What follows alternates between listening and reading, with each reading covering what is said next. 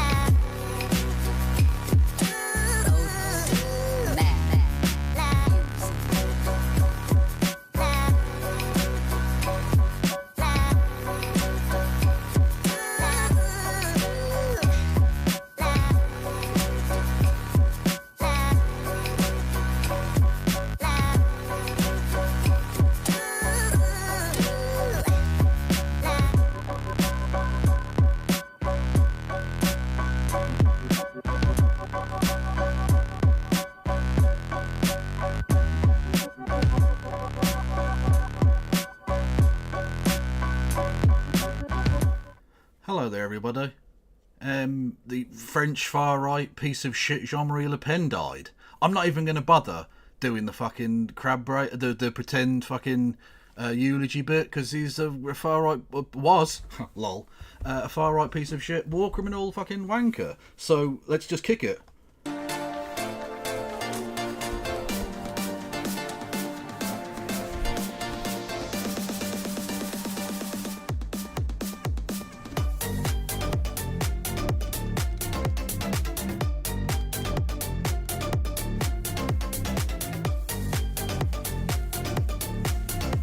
Got no eyes.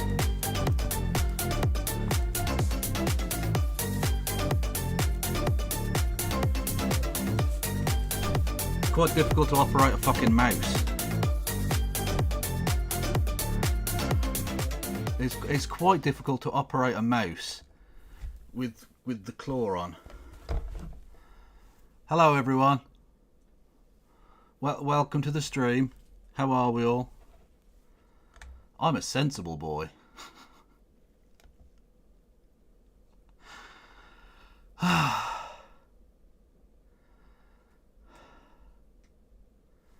are you? Are you well?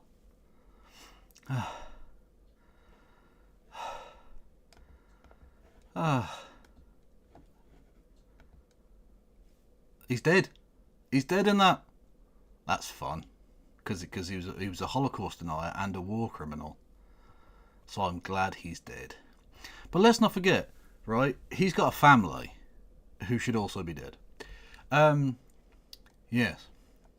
Yes, a new fingeree. Can't wait, mate. Can't wait. Lol, what football match was the Elon sign from? I don't think it was real. Although it will be real at some point. Of that I can assure you. Why the nonce term? Because he's a pederast? Because Elon Musk is a pederast. He did know Ghislaine Maxwell very well, so... You know, there's that. Don't forget, everybody, if you want to help my crab-related shenanigans, you can, by supporting the stream. Sweaty spaghetti. How are we all? Yes, you can hit the follow button. You can subscribe to the channel. You can subscribe with Amazon Prime. What the fuck are you doing, you little cunt? You can subscribe with Amazon Prime. You can gift memberships to... No, subs. You can sub with Amazon Prime. You can sub. You can sub. Subby. I will dom. You can gift subs to the community. You can do bits messages. 200 bits or more will get you a text-to-speech. You can do super chats via the Streamlabs link below. $2 or more there gets you a text-to-speech. I've got Patreon and PayPal you can support me on. I've got a YouTube, Blue Sky, TikTok, Instagram, Facebook, Threads. I think that's it. Not sure. Anyway, if you're on YouTube, hello YouTube. You can hit the follow button. No, you can subscribe on YouTube for free. You can also stick a thumb up my arse. I mean, press the thumb button, which helps in the algorithm or something. I don't fucking care. You can become a member for 99 pence, which is literally no amount of money. You can give memberships to the community at that exact same price. You can do super chats as well, which I will read out. when I'm slightly less sweaty. Anyway. Kev's floppy hair is giving period drama / Poldark vibes. Just needs a tricorner hat. I'd like a tricorner hat, actually. I don't own many hats, but I'd like to own a tricorner hat. I don't know when I'd use it, but then again, I own a crab suit, so inappropriate inappropriate shit is sort of my vibe, really. Does your Patreon have tasteful nudes? I haven't put anything up on my Patreon in like 4 years. It's basically a place where you can give me money. I don't put anything there. There's nothing special. Alright, okay, this is actually a serious point which I hadn't wanted to broach. But like, I don't like paywalling content particularly. I've considered it in the past, but I really don't like that idea. I'm a fucking dreadful capitalist, right? I don't want to have stuff that you have to pay to get.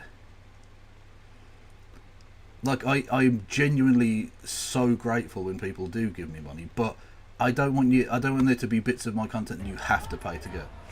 What is this? Oh, this was people celebrating Jean-Marie Le Pen dying. This is sort of like the national version of the crab dance, I suppose. Le crab dance. Le crab dance national, or whatever. I don't fucking speak French. I don't speak froggy wobbles. Probably put my headphones on, so I can also hear it.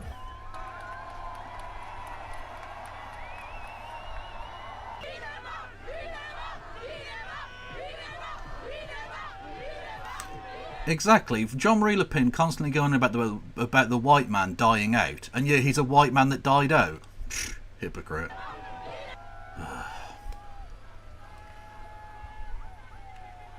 He has contributed to the white people being a lesser percentage of the French population. It's almost like he never really cared.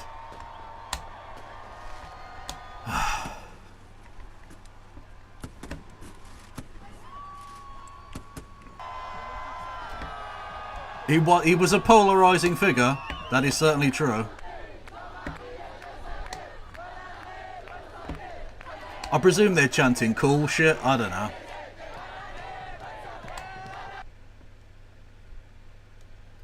I haven't turned the noise off. For some reason that bit of footage didn't have a noise to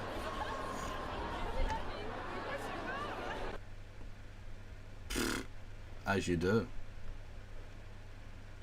As you do. Anyway, hello there, everyone. If Kev had a PO box, I would send him costume items or knitted items. I don't. Oh. To be honest with you, we don't really have post offices, so having a post office box would be even less pointless, more pointless. Yeah, you get the idea.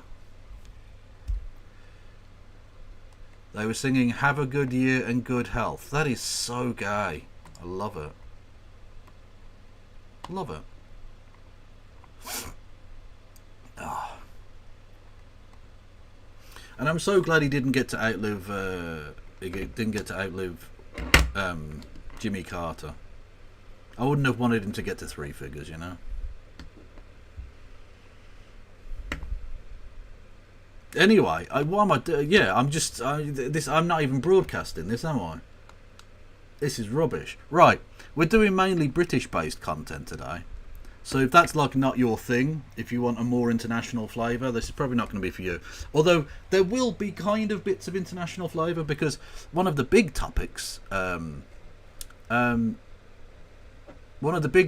is about the child grooming thing, which is literally only being discussed because Elon Musk is a cunt. Carter did die, didn't he? Yeah, Carter died like, was it last week or the week before? Did he I don't think he made it out. Did he make it to New Year? I think he died just before the New Year, didn't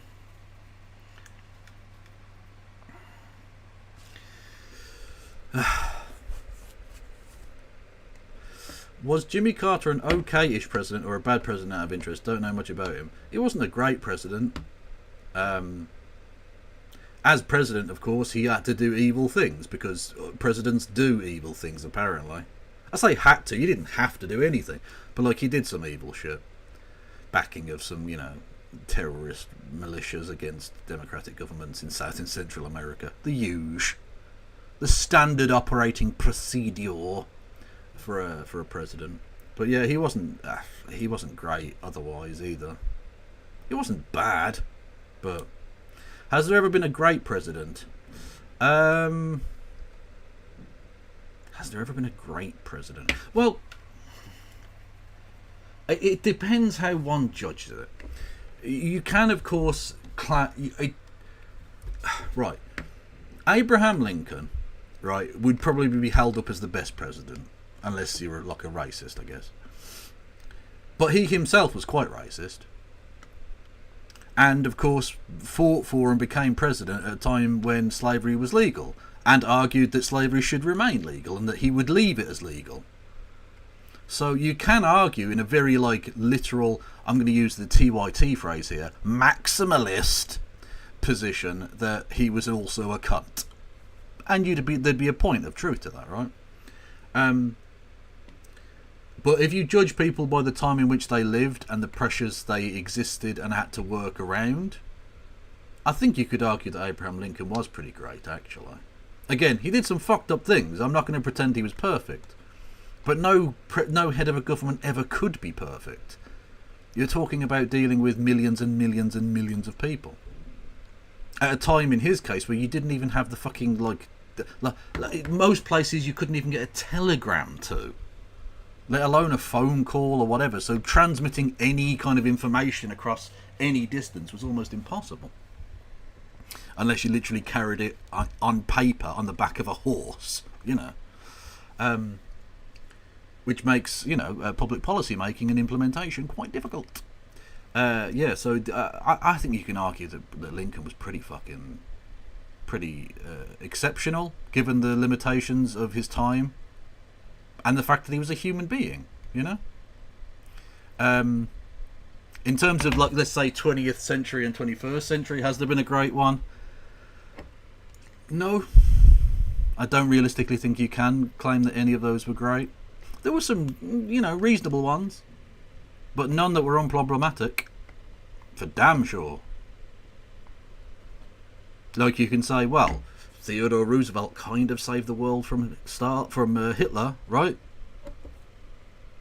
That sort of thing. But also, interned Japanese people. Was happy to uphold Jim Crow laws. That sort of thing.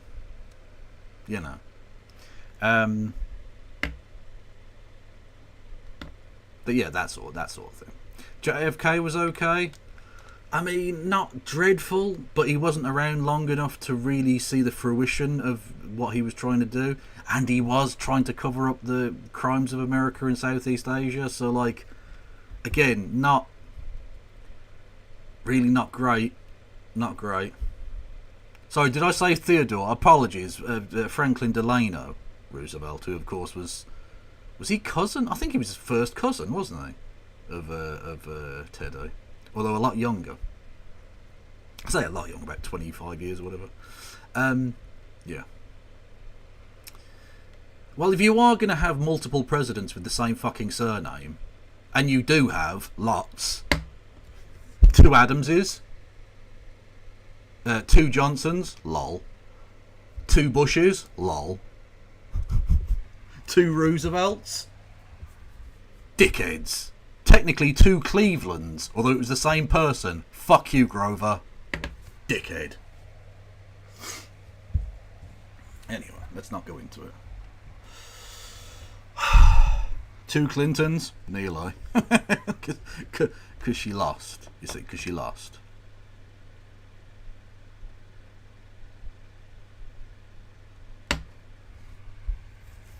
Two Adamses, yeah. Actually, did I mention Adams? I think I did mention Adams. I think that was the first one I mentioned, wasn't it? Or not. I don't know. He did almost blow the world up over Cuba. Well, to be fair,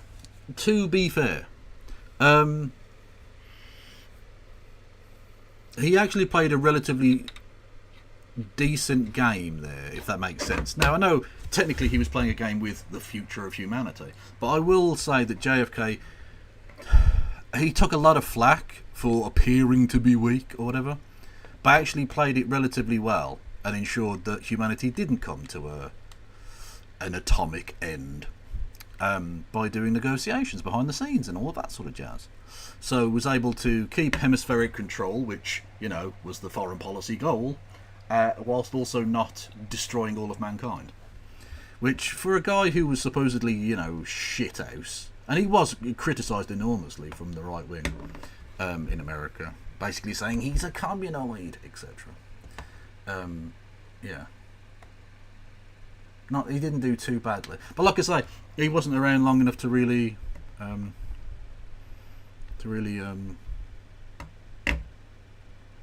see any of his things come to fruition. Also, just to quell one thing that happens, right?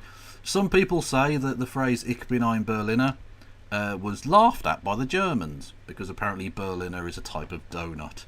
So apparently, in a very literal reading of that phrase, he was saying, "I am a donut," which would be really funny. Except apparently, that's not really how it works in German either, and that all of the audience were fully aware that, even though technically there was a very small grammatical error, they were fully aware that he was saying, "I am a person of Berlin," and of course that they knew that he didn't mean that very literally.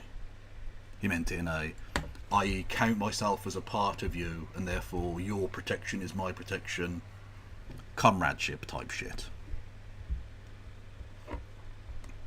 Yeah. So even though it's a funny little like, people didn't know that. No, come on. The people of Berlin were deeply touched by his words. And then his head was deeply touched by a bullet. A bit later. Not much later.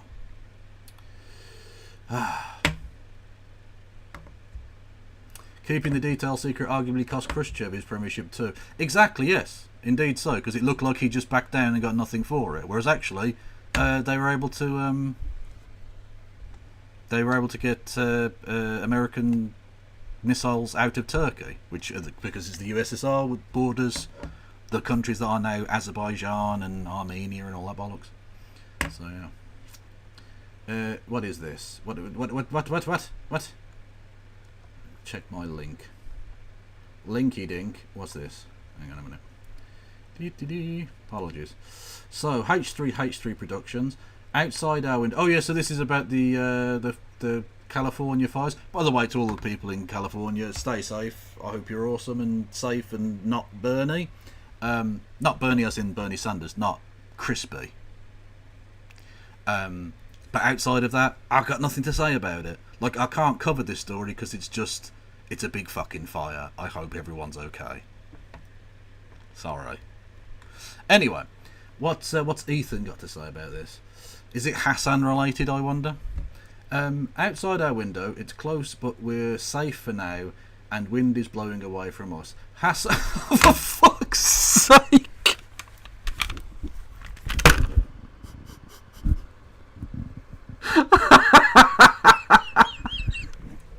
No, no fucking way. I said that as a joke. I said that as a fucking joke. No pre-watch, I promise you. What the That's mental. That's so mental. I said that thinking that was the most ludicrous thing I could think of, to be talking about the fires and like, oh, he'll mention Hassan as a fucking joke. I thought it was just going to be some like right wing shit, like I don't know, fucking oh, this is what I hope happens to Hamas, and it's like the fire or something because he wants Hamas to burn or something. I thought it would be like some fucking pro-Israel shit or something, right? But no, he literally mentioned Hassan. He's literally got fucking Hassan derangement syndrome. He's broken. His fucking head is broken. Fuck me. Yeah, this is Ethan Klein on, is that Instagram, I think? Anyway. So he says, Hassan is sure hoping the fire takes out my computer. I mean, considering Hassan lives in California, I don't think he gives a fuck what's happening with your computer. I think he's mainly thinking like, oh, the people that I know and myself are like, I hope our fucking part of town doesn't burn down. I hope my friends and family are safe. You know what I mean? I think that's probably what he's thinking. And of course that America deserved 9/11. Because, you know, he did do 9/11. Also, clearly these fires are... I mean, to be fair to Ethan, right, these fires are clearly a judgment from God, because Hassan bought a house and a car. So, you know, the Christians were almost right with the, oh, he's punishing people for being... No, he's punishing Hassan for being a fake communoid and having house. Fact.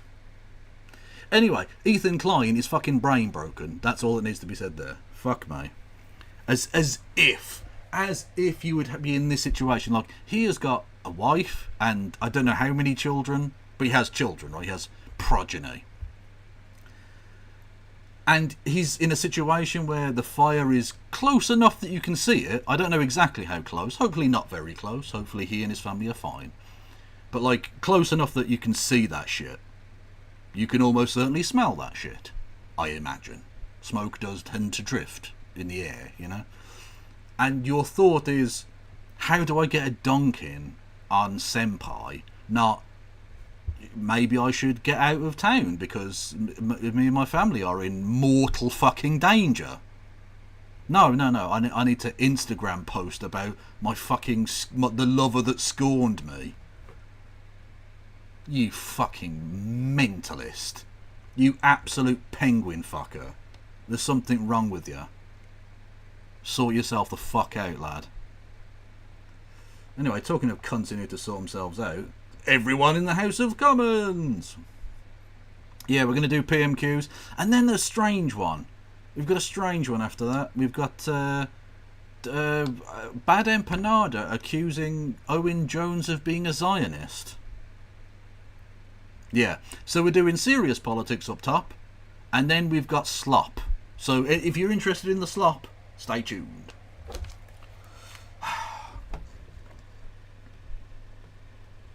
Right, let us move to questions to the Prime Minister. Neil Coyle. Number one, please, Mr. Speaker. Prime Minister. Thank you, Mr. Speaker. May I wish all members of this House a Happy New Year.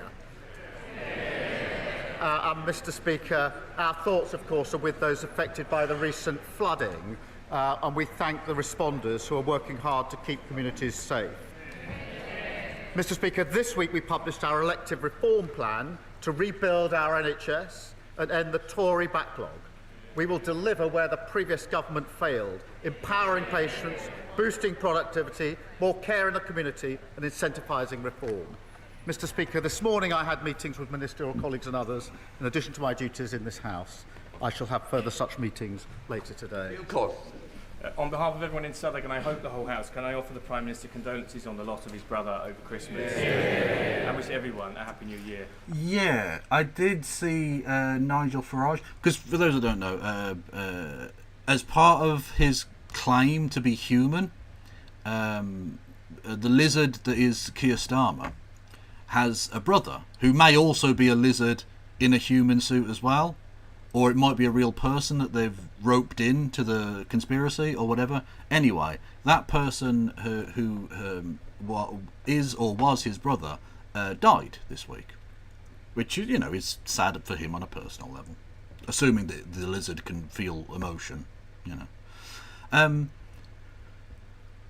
Yeah, Nigel Farage decided to say a genuinely disgusting thing about how he posted some nonsense online about why does Keir Starmer always look like he's at a funeral or something, and he's just like, of all the things you could like poke at Keir Starmer for, the fact like his fucking brother just died, like, chill, bruh.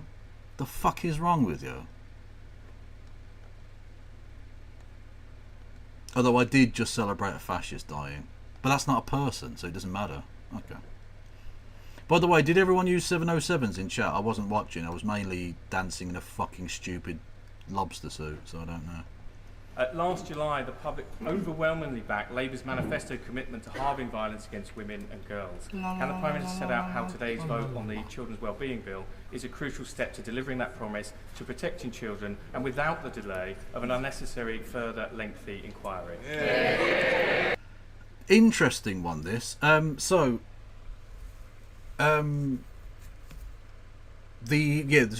a piece of legislation called the Child Welfare Bill, which was at its second reading, and so the opposition, whilst they can put down amendments to it, generally don't.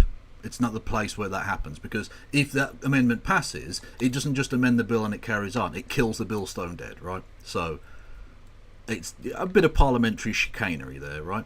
And so the Tories decided to do a really cynical and disgusting thing. Albeit smart politics, because, you know, often smart politics and being an evil bastard go hand in hand. Who'da thunk it? Don't you love democracy? Anyway, they put an amendment to the piece of legislation calling for a public inquiry into the paedophile rape gang situation, which, by the way, the Tories rejected when they were in government. Literally, Boris Johnson, the Prime Minister, said that it would be quote, spaffing money up the wall to have that investigation. But anyway, they've seen an electoral opportunity, so they're going with it. And that then forced the Labour Party to have to vote against having an inquiry into the rape of children. So it's a kind of damned if they do, damned if they don't type situation. Because they either vote for it and the piece of legislation dies, or they vote against it, and then the Tories can say, see, he wants the children to be raped, and all this sort of stuff, right? It's clever politics in that sense. It's also clever politics, albeit, I think, ineffective politics, in that we have seen over the last week Nigel Farage lose the support of Elon Musk.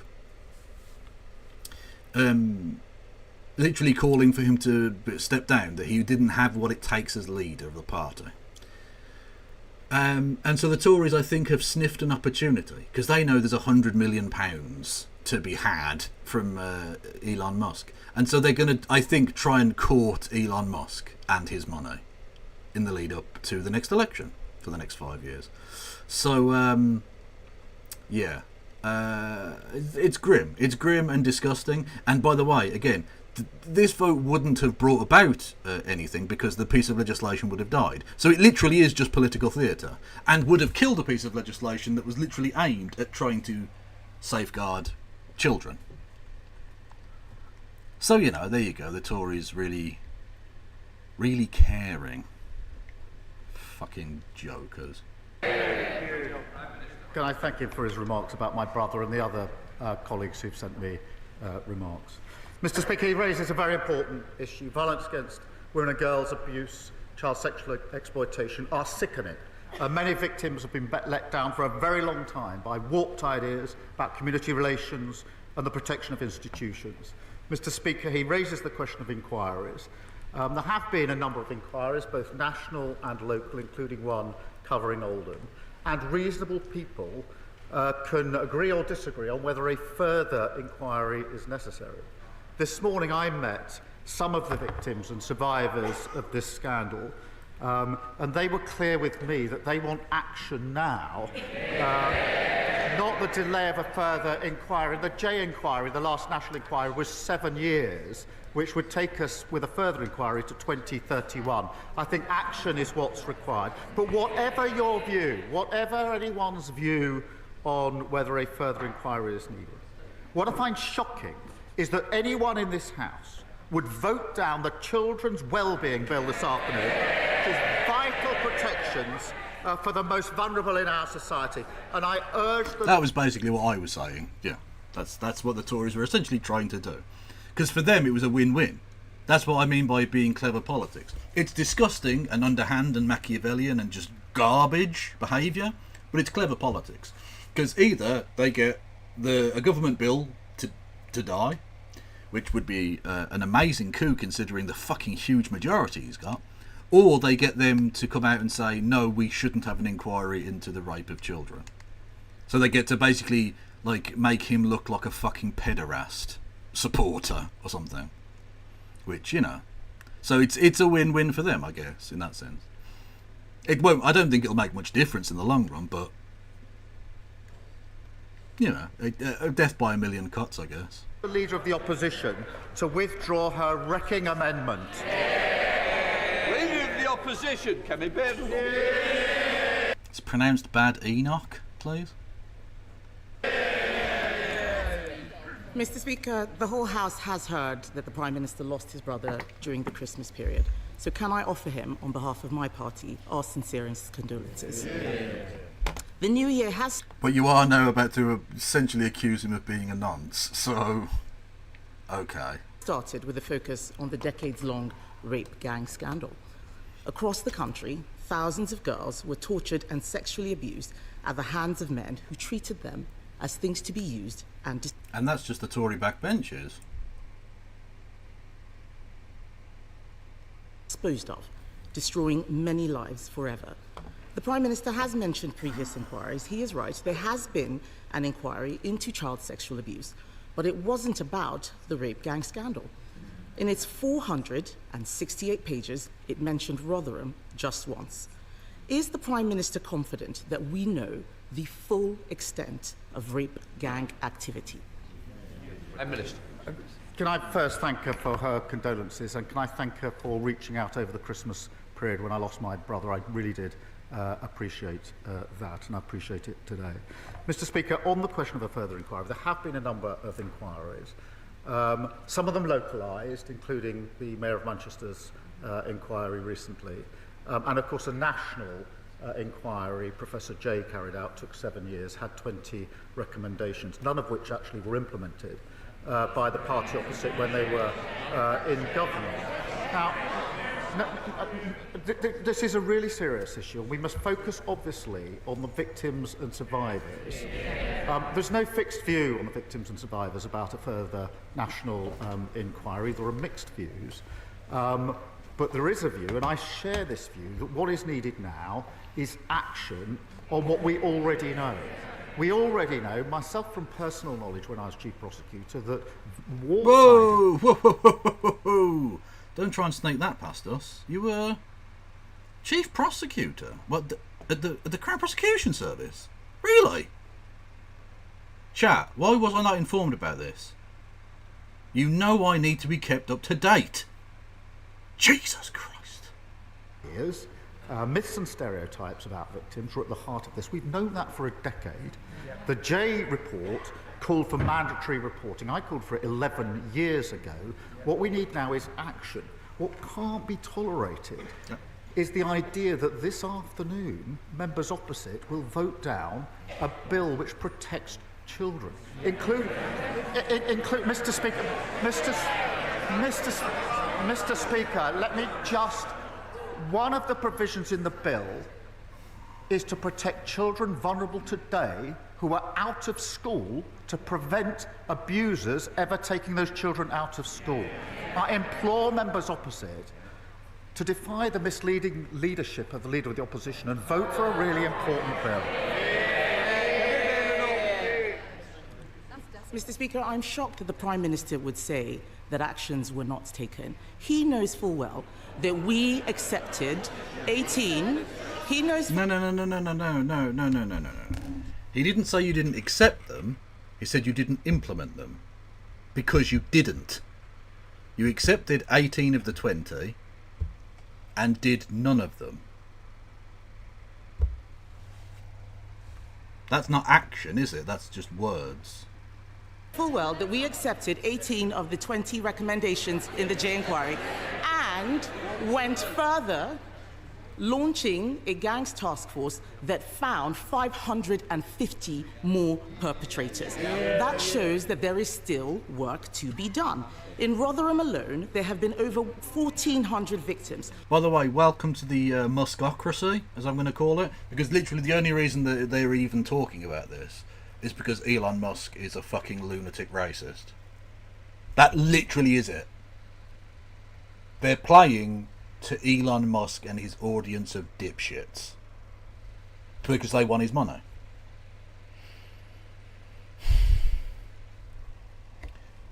Gil, I completely agree. For once, you and I were thinking the same thing, mate. Across Oldham, Bradford, Bristol, Rochdale, and dozens more towns, there have been thousands more victims, but no one has joined the dots. Well, what they could have done, say for instance, is look at the Prime Minister that you served as a minister, Theresa May, when she, as Home Secretary, lost the documentation for the Westminster pedophile ring. Don't want to mention that, do you? Don't want to bring that one up, do you? You and Elon, very quiet about that one. I wonder why. No one has the total picture, and it is almost certainly still going on. One victim from Telford, and I know he says that victims have different views, we have different views across this house, but one victim from Telford says she wants a national inquiry because it will... Say what you want about Elon, but a transplant of a spine into Starmer is impressive. Yeah, it's the only time Starmer has been even remotely, I wouldn't say impressive, but like tolerable as a Prime Minister, is the fact that he has stood up to him a little bit. A little tiny bit. That is impressive. Elon's such a repellent piece of shit, he makes Starmer seem vaguely decent by comparison. Cray cray. Hold people accountable in a way that previous inquiries have not. It is very possible to have actions, take on more, and still have a national inquiry. So why won't he listen to victims and launch a national inquiry which would have the power to summon witnesses and make them give evidence under oath? Mr. Speaker, she says they accepted the recommendations. They didn't act on them. One of the central recommendations was mandatory reporting, and it still hasn't been enacted. I called for this 11 years ago. They've been tweeting and talking. We've been acting. Well, Mr. Speaker, the Leader of the Opposition has been an MP, I think, for 8 years.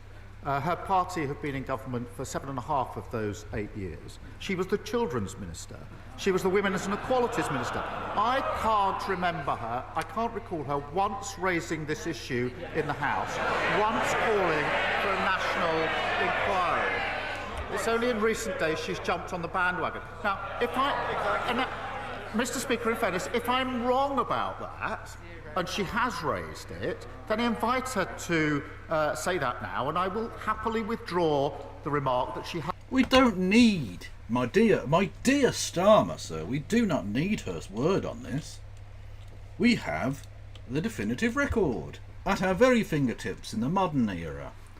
Kemi Badenoch. Right. Kemi Badenoch. Rape gangs. Oh, well, would you look at that? Literally nothing. Her entire time in Parliament, Kemi Badenoch has not once referenced rape gangs. Ever. By the way, this only goes up till the start of today, because obviously today's still sitting, is still going. So this will update tomorrow and it'll have like one mention ever, right? That's it, literally clean, nothing, zero, never. Never, ever, ever, as she mentioned the phrase rape gangs. Whoopsie doodles. Hasn't raised it in this House in the 8 years that she's been here until today. Oh, sorry, did I do it? Hang on, did I spell it wrong? Oh, hang on, my bad. I wouldn't want to do her dirty here. Apologies if I misspelt her name. Did I? Kemi Bad Enoch. Okay. Right. Kemi Bad Enoch rape gang. Okay, that's look, same result.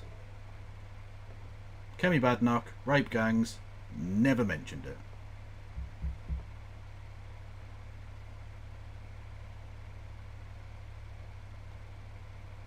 Never happened.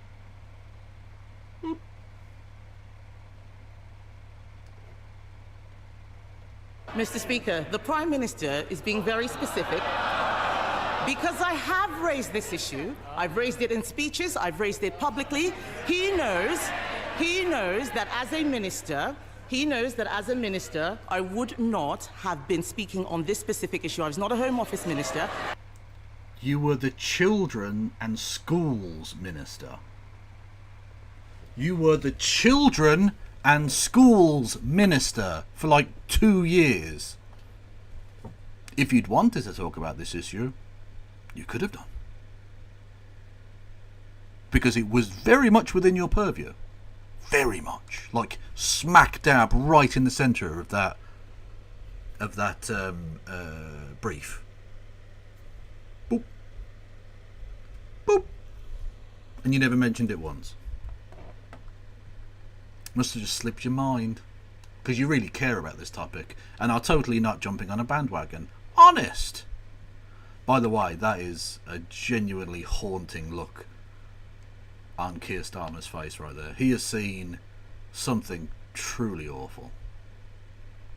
That is a haggard man. But, Mr. Speaker, I will remind him about other victims who came to me who I did help. The victims of the Tavistock scandal who came to me as a minister. Hey! It's about the transoids. She managed to get the transoids in there. Nothing to do with rape gangs in the slightest. Literally nothing. I didn't send them away like his safeguarding minister. I made sure, as his Labour Party were calling me transphobic, that we launched the case review. Because you literally are transphobic. You literally are. You've taken a topic about rape gangs and made it about trans people. You're more fucking brain moulded than not JFK, than RFK, but more specifically JKR of the Rowling variety. Which even his health secretary has accepted. So we do right by victims, Mr. Speaker. The reason why a national inquiry is important... Is that why you all voted to keep Pincher by Name, Pincher by Nature in place? Yeah? Okay. ...is because this issue is systemic. It has been involving local and national officials, the police, prosecutors and politicians. He talks about some of the local inquiries, but these interlinked issues cannot be covered by local inquiries alone. In fact, the leaders of the Manchester inquiry resigned because they couldn't get evidence, they couldn't summon witnesses, and not a single person in a position of authority has been held to account.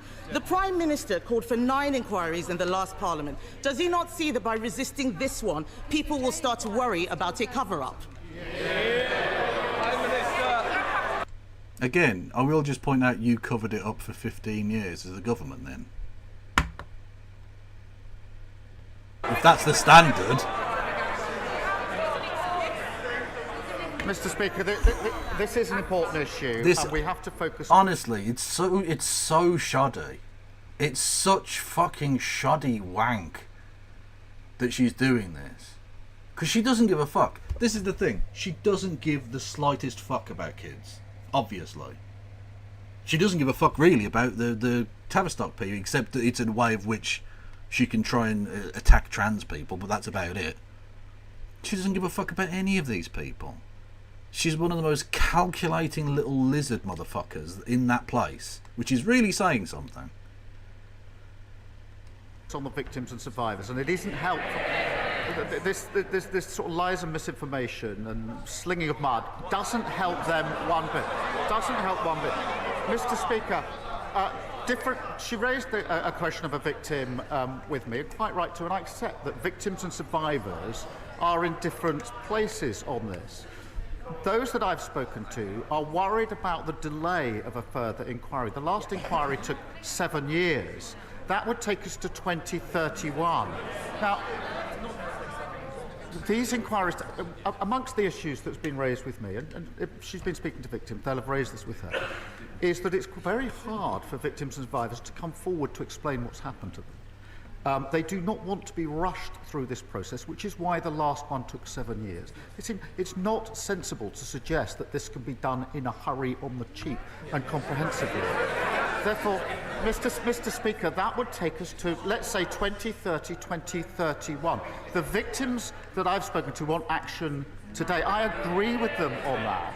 But what I don't understand, I genuinely don't understand, is why anybody today would vote against the Children Wellbeing Bill, which will protect children who are vulnerable today. It will kill the bill. Because they don't care about children, and this is political theatre and nothing else. Nothing else. It will stop those provisions for children exposed at risk today. I implore them, vote for the bill. Don't wreck this in this misguided way. Mr. Speaker, it is very possible to have shorter inquiries, especially if they are covering areas that have not been... And especially when you're not doing it actually to try and help victims or try and prevent anything in the future, and if it's just literally a sop to try and get Elon Musk to give you money. Yeah. Looked at yet. We don't need to repeat the work that has already been done. Let's look at new areas. Former Labour MP Anne Cryer said that there were councillors and MPs all over the country who knew what was going on but were terrified of being labelled racist. A national inquiry would ask if there was a... Wow, one person said a thing. Brilliant, I don't care. Okay, I'm going to say that Kemi Badenoch strangles pigeons and it gives her a sexual thrill. I've said that. We need to have a national inquiry into it. Because I've said it. The person said it, so it must be true.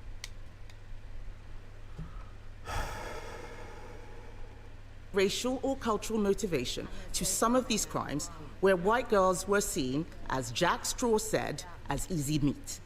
The member for Rotherham was sacked from Labour's front bench for speaking out about rape gangs. Does the Prime Minister now recognise that sacking people for telling the truth creates a chilling effect that means... Look, all I'm going to say is, considering that he's gotten rid of people for saying that voting to keep the two child benefit cap in place, he sacked those people for telling the truth. So clearly he doesn't give two fucks about that. He's actually rather in favour of it. Victims aren't listened to. Well, I'm very happy to call out... Oh, Labour do have a majority, and the bill passed anyway, didn't it, I think? I think it did. That's Blue Sky. We don't need Blue Sky. Shut the fuck up, Blue Sky, you prick.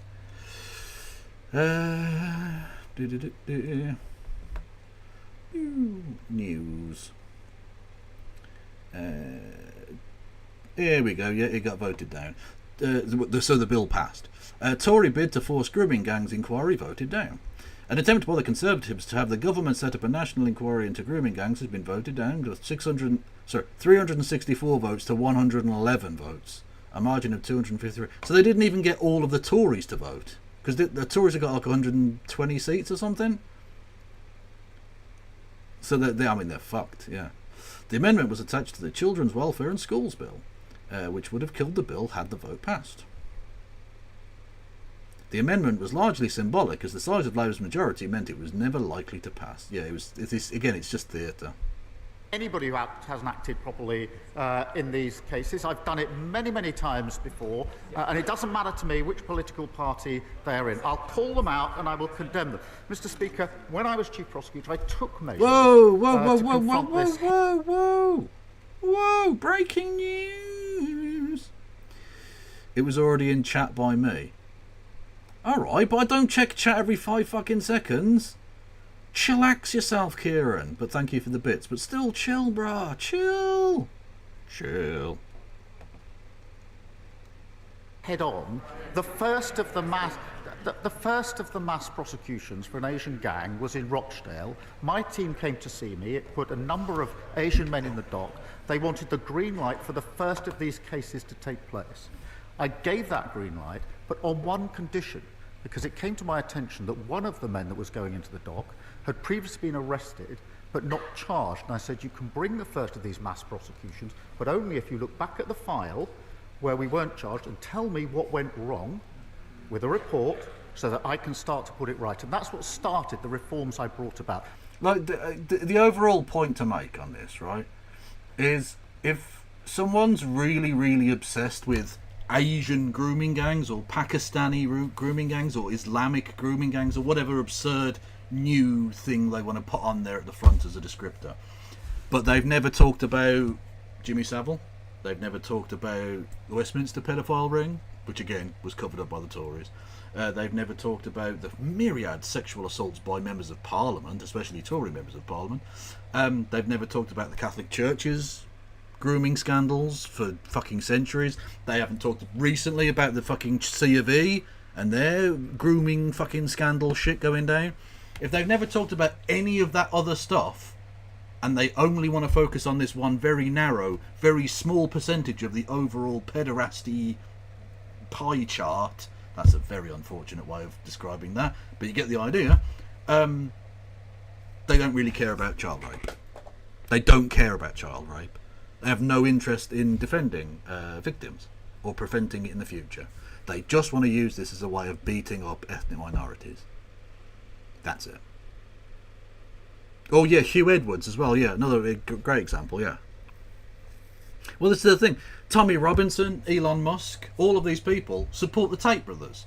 Two people we know, by their own fucking grotesque admissions, are pederasts, groomers, sex traffickers, domestic abusers, like, have treated women and girls in the most appalling ways you can imagine. But they like them. Because they don't give a fuck about women and girls. It's never been about that. It's never been about that. By the way, talking about Andrew Tate, did you see his new political party, the Brov Party?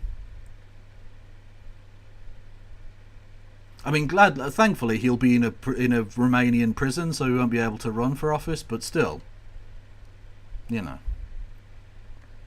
fun times.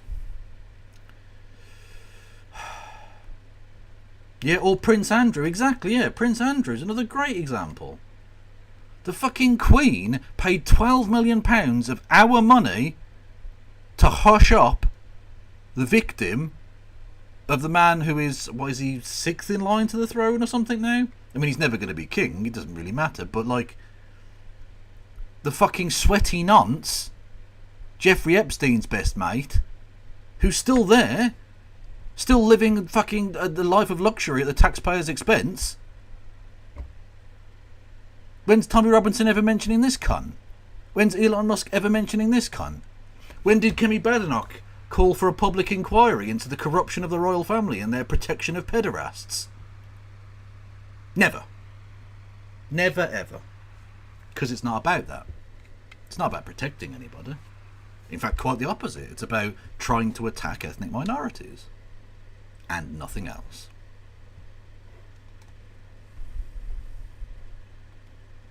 The truth is, Britain, and especially the ruling class of Britain, have let down children, firstly, and women, and indeed men, I suppose, victims of sexual assault.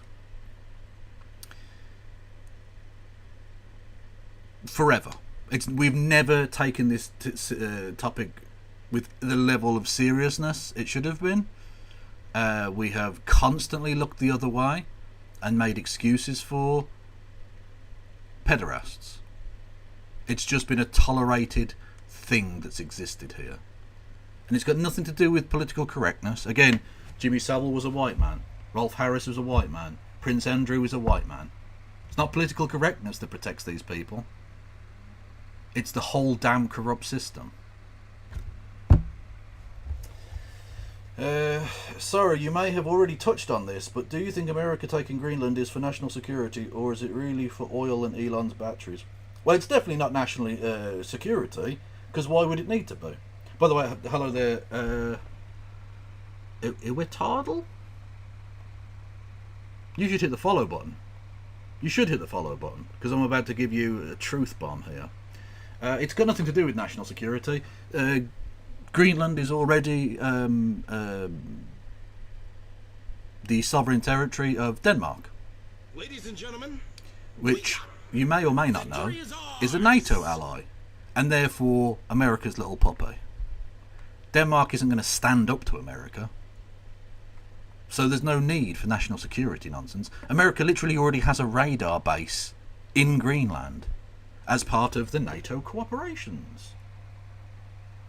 So it's got nothing to do with that. It's to do with the rare earth minerals that Elon Musk wants for his fucking car batteries. Just like when he said we can coup whoever we like in Bolivia because he wanted the lithium mines of Bolivia for free. He's a fucking disgusting locust on humanity, going from place to place, tearing up the harvest of the natural resources that belong to other people, and then leaving. He's a cancer that needs to be excised, just like all cancers do. Otherwise the cancer will kill the host.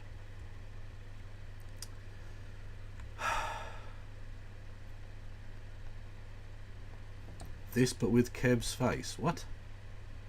What is this? Okay. I'm the dandy highwayman that you're too scared to mention. I spend my cash on looking flash and grabbing your attention. The devil take the stereo and your radio collection. Something, something, something, next year's old age pension. Stand and deliver your money or your life. Doodle-doom. Oh!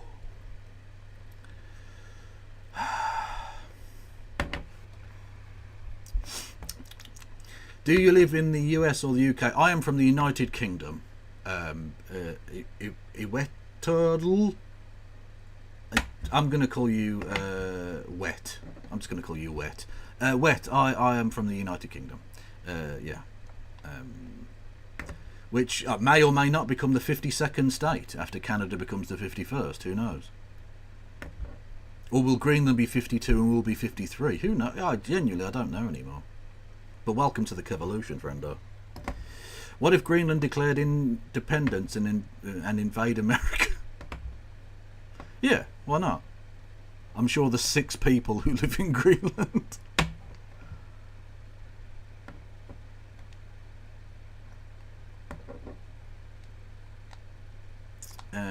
Oh, okay. Well, I don't use that word, so I'm going to call you Wet. It's just costume ideas. For what? What? It's also to do with new shipping routes, opening up access across the Antarctic as the ice caps melt. Maybe. I think it's mainly about the minerals, to be honest, but whatever. So that's the approach I took in practice, whilst others were tweeting and talking. It's the approach I would take now in any case where there's wrongdoing here. But what we've got to do now, Professor Jay has said this, we have had a number of strong findings. There are 20 on the table from Professor Jay. We've got to get on with action. Don't block it this afternoon. Mr. Speaker, we need to focus on what this is really about. This is not about the Prime Minister's work in the CPS.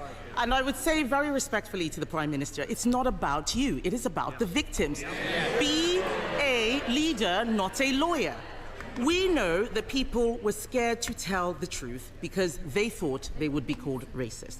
If we want to stop this from ever... Are you sure that's true? Can you actually point me to an example of that being actually true? Because that's a thing that right-wingers say a lot, but I don't think I've ever seen an example of that actually being true. I think that's the story you want to tell yourself. Because, like, what was the thing that was stopping people talking about Jimmy Savile? Was that also being called racist? Because he was a white dude. A very, very white dude. Happening again. We cannot be afraid. The Labour Party has adopted the APPG definition of Islamophobia. That same APPG report said talking about sex groomers was an example of Islamophobia. This is exactly why. Right, because you're literally doing that thing right now. Because you're only focusing on a very small percentage of the overall child predation problem because it's Muslims. You're literally doing the thing that you're complaining about people pointing out people doing. You're literally doing it. You are the problem. You are the very problem that you are elucidating. If you had any self-awareness, you might know that, but... Why people are scared to tell the truth. And the lack of clarity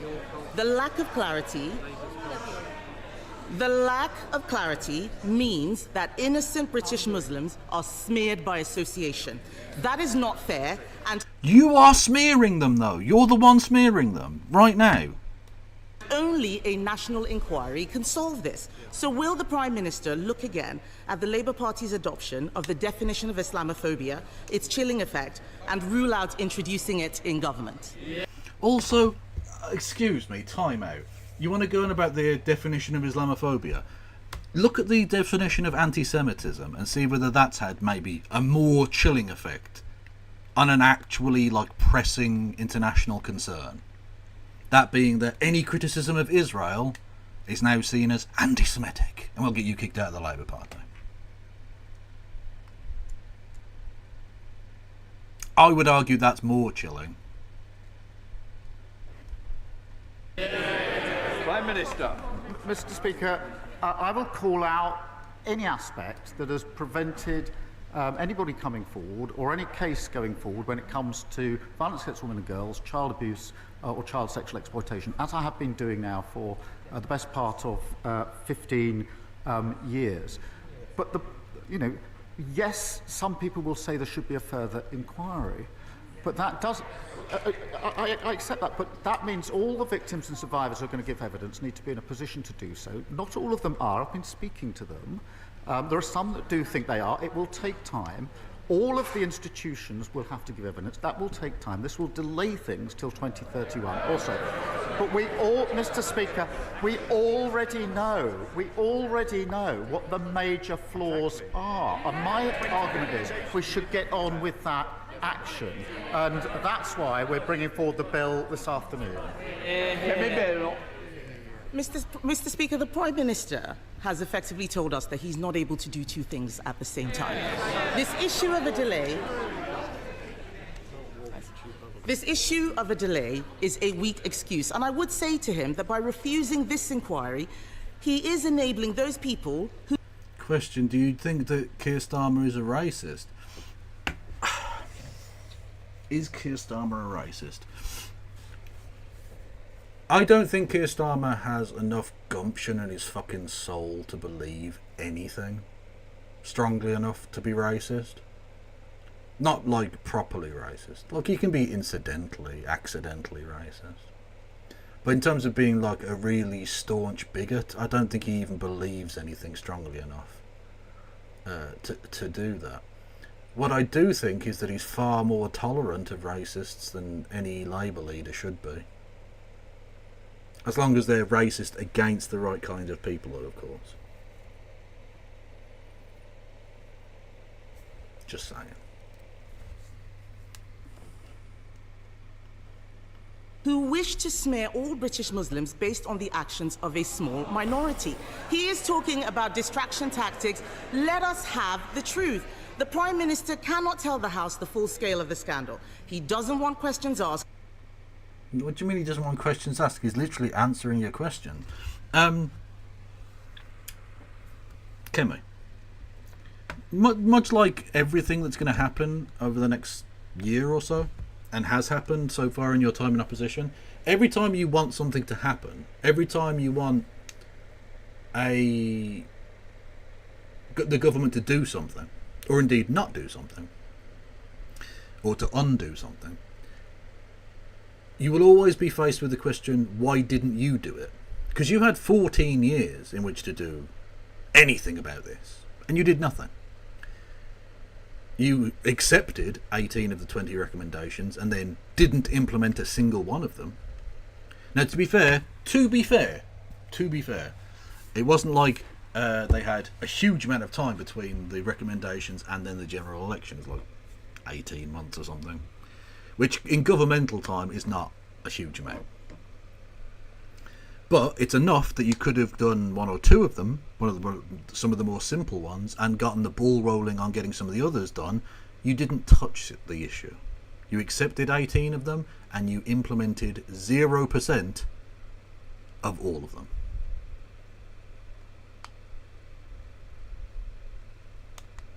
This is so obviously nakedly theatre. And it's politics, don't get me wrong. It's absolutely like Machiavellian fucking politics. I accept that. I accept that, you know, as leader of the opposition, she is going to try and embarrass the government. That's sort of one of the things you're supposed to kind of do. But this is like, it's especially galling. Like, if it's about pensions or inflation and you're trying to make the government look bad, that's one thing. But when you're using the victims of child sexual predation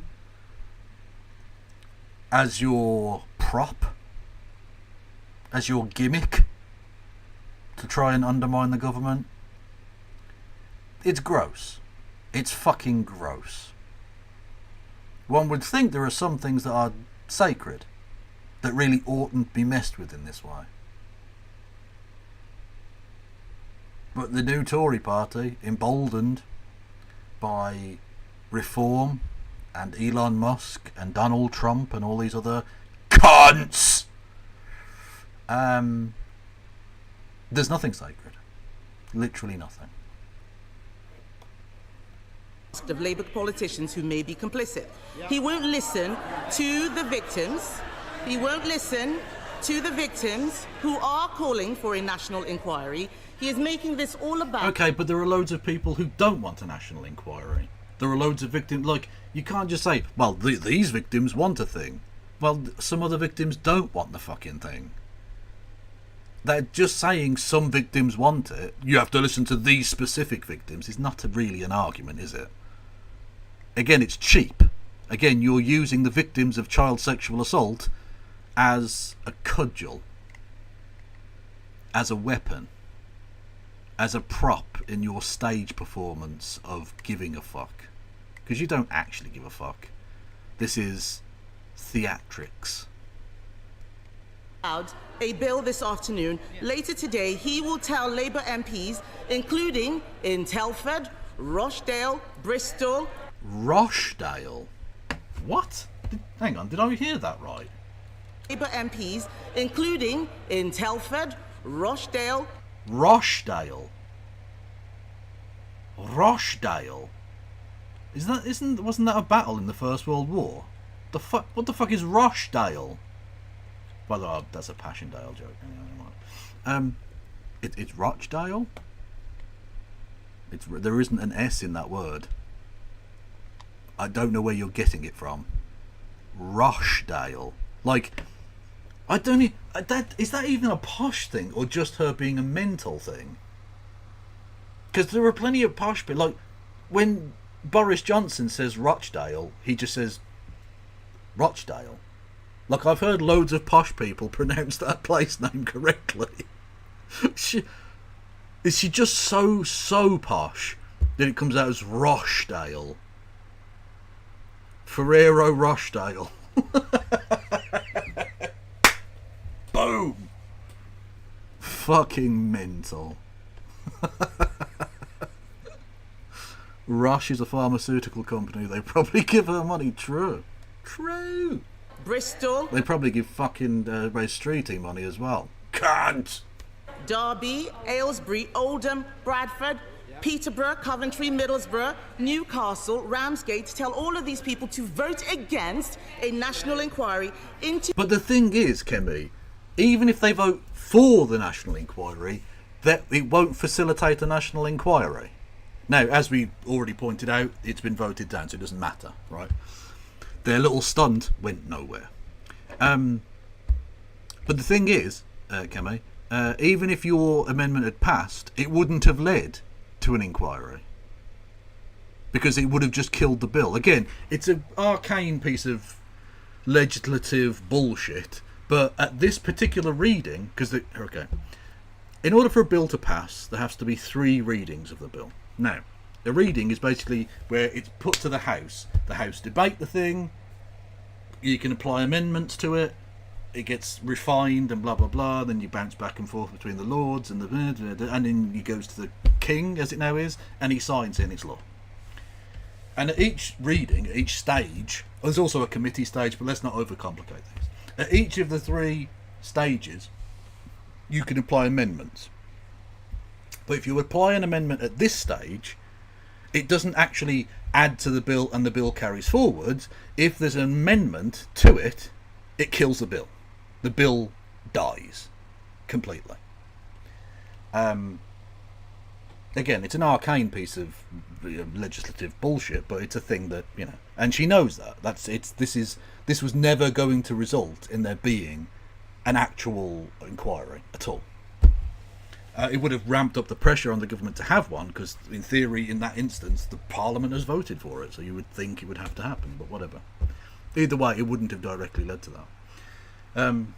And just for instance, how often does this happen? Literally, the last time there was a second reading amendment killing of a bill was 1986. It has never happened in my lifetime. Literally, the year before I was born was the last time this happened. Successfully, anyway. So it's just political chicanery.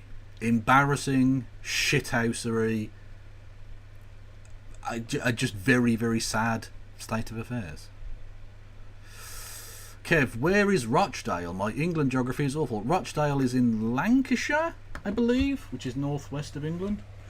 Sorry, it's Rochdale. Rochdale. How dare I forget that? Yes, it's a town in Greater Manchester, so yeah, northwest of England. To the gangs which have systematically gang raped children in their constituencies. This is one... Wow, you pretending to care is really funny. Well done. No one buys it. ...of the worst scandals in British history, Mr. Speaker. How...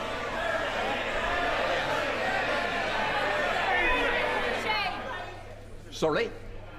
Just, this is a very, very important issue that does matter to the country. It matters to all our constituents. I want to make sure they can hear what's being said by the Leader of the Opposition and the Prime Minister of the Opposition. Yeah, to be fair, mate, they've got microphones, we can hear her perfectly well. The only reason you stand up and do that is because you can't fucking hear her, you doddering old cunt. Fuck me. George Galloway land. Oh, Rochdale, yeah. Yeah, he was MP for Rochdale for a bit, wasn't he? So when you say George Galloway land, that's like 5 different places now. That's literally like fucking 5 different places. He had a seat in Glasgow for years, and then he was in Bethnal Green and Bow, then he was in Rochdale, and then there was Bradford most recently, so that's like 4. Am I missing somewhere? Maybe? I don't know. Anyway. And I'm sure he'll pop up again in the next election. Somewhere. Actually, his party, the Workers' Party, might very well take Jess Phillips' seat here in Birmingham. That's Jess Phillips, who Elon Musk accused of being in favour of genocidal rape. To be fair, she very nearly lost her seat at this election to the exact same person, so, you know. And it's a sort of a shame, because he'll get in on left-wing votes, but the fucking Workers' Party are basically pro-Palestine and then right-wing in virtually every other way, it would appear. Or at least in social sense. Mr. Speaker, this is one of the worst scandals in recent British history. But how are they going to explain to their constituents that obeying his whip is more important than doing the right thing?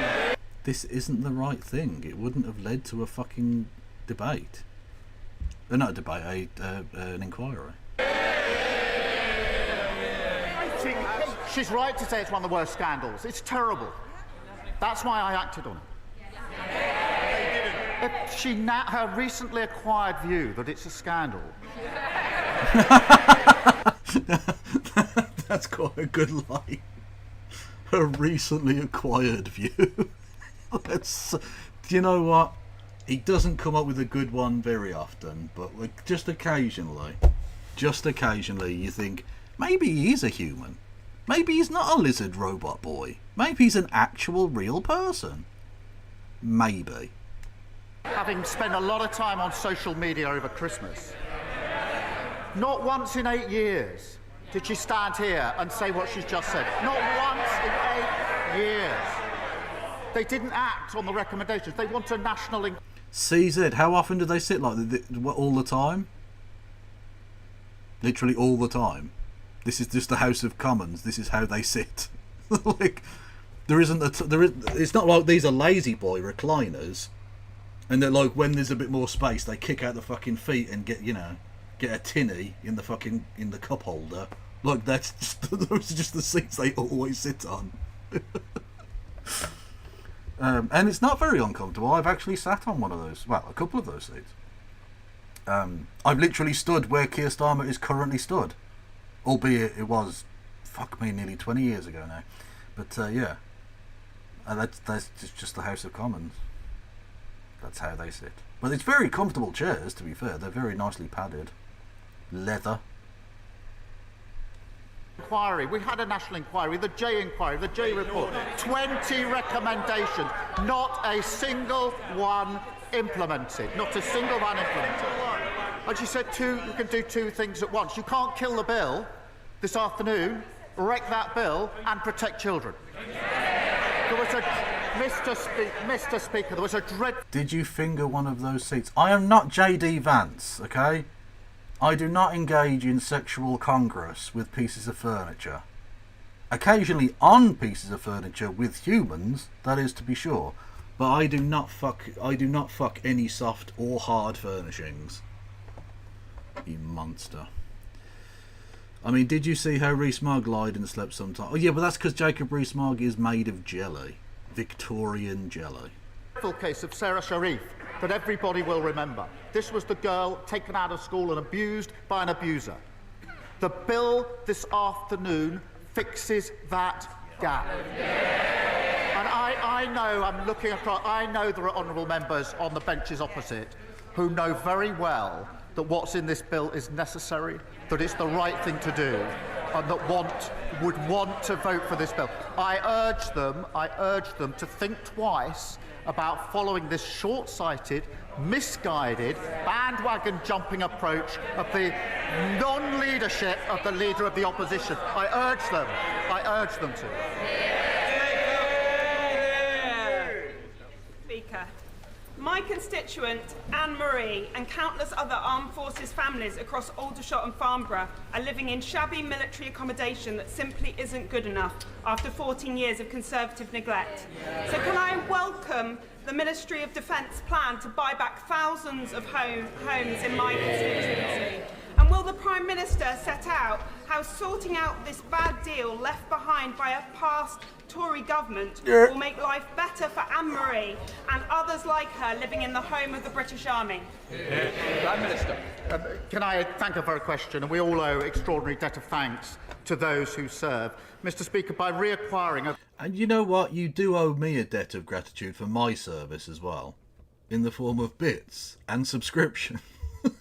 You could become a member on YouTube and do a super chat there, and I will read it out. A further service to you from me.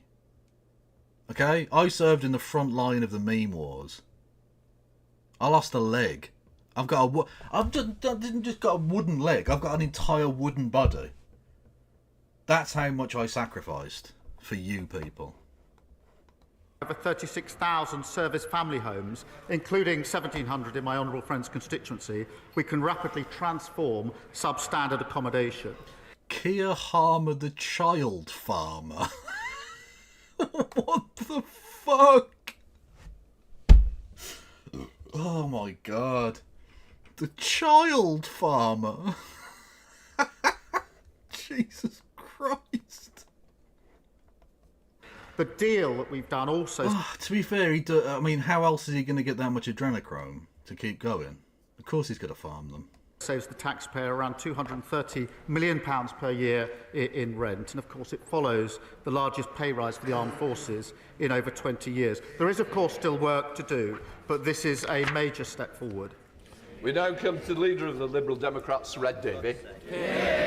Okay, what nonsense. Is he going to say, play me in FIFA? Is he, by the way, the only good member of the House of Commons there? The Right Honourable Jenny. That's the name of the dog that's there, who services there's a Lib Dem MP who is blind. So that's, I mean, the only honourable, genuinely right and honourable member of the chamber. Top doggo. Thank you, Mr. Speaker, and Happy New Year to you. And can I join others by offering my personal condolences to the Prime Minister on the loss of his brother? And can I take this opportunity to express my sadness at the passing of a much-loved member of the Liberal Democrat family, Baroness Jenny Randerson. Mr. Speaker, fixing the care crisis is urgent. For the millions of people, elderly and disabled, who are not getting the care they need, for the millions of family carers who are making huge sacrifices to fill the gap, for the NHS, where over 12,000 people are stuck in hospital beds because they can't get out of hospitals, the care is not there for them. The Prime Minister is right to say we need a cross-party approach today, but as Sir Andrew Dillot has said today, that needn't take 3 years. So will the Prime Minister please speed up this work so 2025 is the year we finally rise to the challenge of fixing care? Prime Minister. I thank him for raising this important issue and thank him for his condolences. Yes, it is right we need to get this right. I want a cross-party consensus on this and invite him to work with us on this, as I know he will. But it is important, and he's right to say we need some action now as well. And that is why it's important I point out the immediate action that we've taken, the £3.7 billion of additional funding in the budget for social care, another £86 million to allow 7,800 more disabled and elderly people to live more independent lives, and of course the increased carers allowance. I was just on the bad site, on the evil site, and I saw something so repugnant. And I feel like you have to see it too now. I have seen it, and so you have to see it. Okay? That is just the way it has to work. You know this. I don't just punish myself, I punish you as well.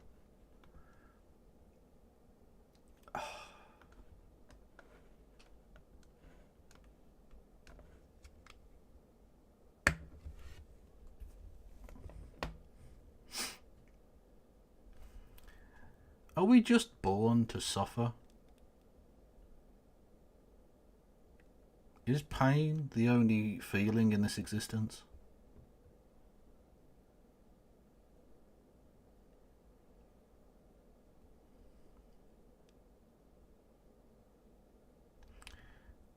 I'm sorry that I had to bring this to you. This thing. This painful thing. An experience that now we've all experienced it together. We are now joined. Like if you saw a road crash in which someone died, everyone around you would be linked by that experience.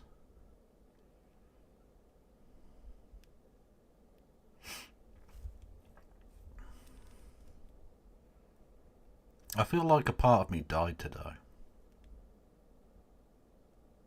A good part of me.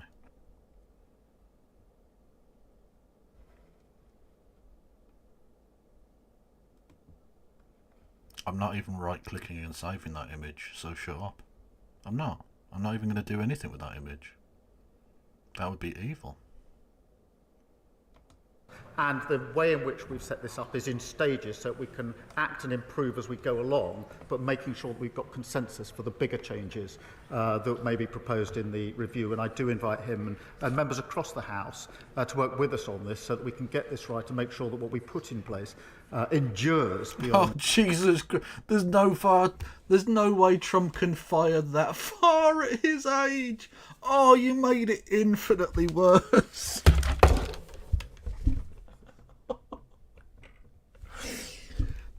The jizzer in question was just a hypothetical person, but now we'll go back to the image. I'm sorry, with this new visual feast for everybody. That's the image, right? We're back to the image. And now the person it's not just a hypothetical jizzer. Now it's Trump. Now it's Trump spraying his pickled seed, his fucking talcum powdery fucking blast of man mess all over these three fucking gimploids.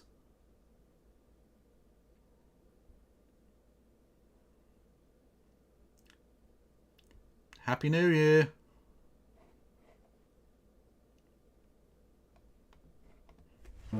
Just a few years, thank you. Red David. Mr. Speaker, I'm afraid if the government doesn't bring in these long-term social care reforms this year, their NHS reforms, this Parliament will fail. So I hope he will revisit the timetable. But moving on, Mr. Speaker, while the honourable member for Clacton may miss out on his big allowance from Elon Musk, the spectre of the richest man in the world. Oh. He's the meme of the smiling mask and the crying face behind it. Is literally that image. It's literally that image right there. Also, the lizard inside of the human suit known as Elon Musk. Not Elon Musk. Nigel Farage. You need to get it tucked in, mate. You need to get the crinkles along the seams there. You need to get that sorted. You're starting to look tatty around the edges. It's a bit obvious that you're just a fucking lizard boy, you know? World trying to buy a British political party should give us all pause for thought. True. And after years of the Conservatives taking millions of pounds of Russian money, True. Will the Prime Minister now work with us to bring in long overdue reforms of party funding so that power in this country lies with the voters and not wealthy overseas oligarchs? Oh my God. Did he just ask a pertinent, worthwhile and based question? Did Ed Davey just do a proper politics? I don't know how to feel. I don't know if I feel more strange about that. I don't know if I feel more like creeped out and weirded out by that or by this. I don't know which one's stranger to me. I'm not sure. What do you reckon, chat? And then we'll just leave this on the screen for a few more seconds. Just, I don't know.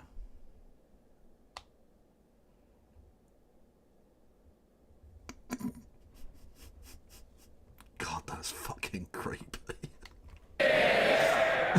So I think gross, we all had man. a smile on Sunday when the honourable member said how cool it was to have the support of Musk, only for Musk to say he should be removed.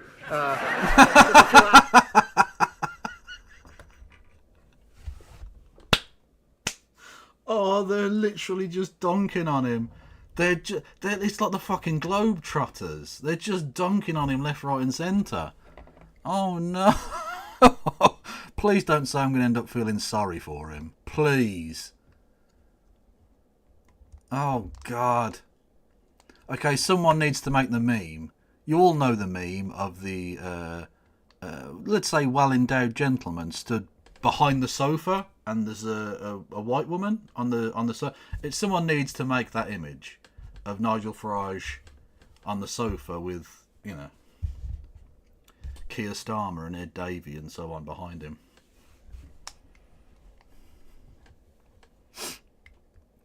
Because we all need to feel more sick than we currently are. As later, that's the rough and tough of politics, and of course we're looking at the question of funding more generally. Joseph. Thank you, Mr. Speaker. I welcome the efforts this Labour government has made to reset our relationship with the European Union. Is that Piper Perry? Is that her name? That's the name of the person? It is porn, isn't it? I think. Yeah, it is. I don't know. and to seek to remove... Is it a real thing? Like, is it actually a meme, or is it a still from an actual porn film? We aren't supporting this kink of yours. Don't shame me, okay? Unnecessary trade barriers. The trading links between the UK and mainland Europe are of particular importance to my constituency of Ashford. So would the Prime Minister support my efforts and those of other Kent colleagues to restore international train service to Ashford International Station that will help economic growth in my constituency, Kent and wider South East? Prime Minister. Right. Thank my honourable friend for raising this question. Businesses in his constituency have been badly let down by the deal of the last government, and we, of course, are resetting and strengthening that relationship. Some FBPE shit, I think. Genuine question, Kerb. If say the Greens were in power, would the Lib Dems be better to work with or do a coalition with them than the Labour Party? Well, the current Labour Party under Keir Starmer, certainly, yeah. Yeah. Because their Lib Dems are to the left of the current Labour Party. So 100 fucking %, yeah.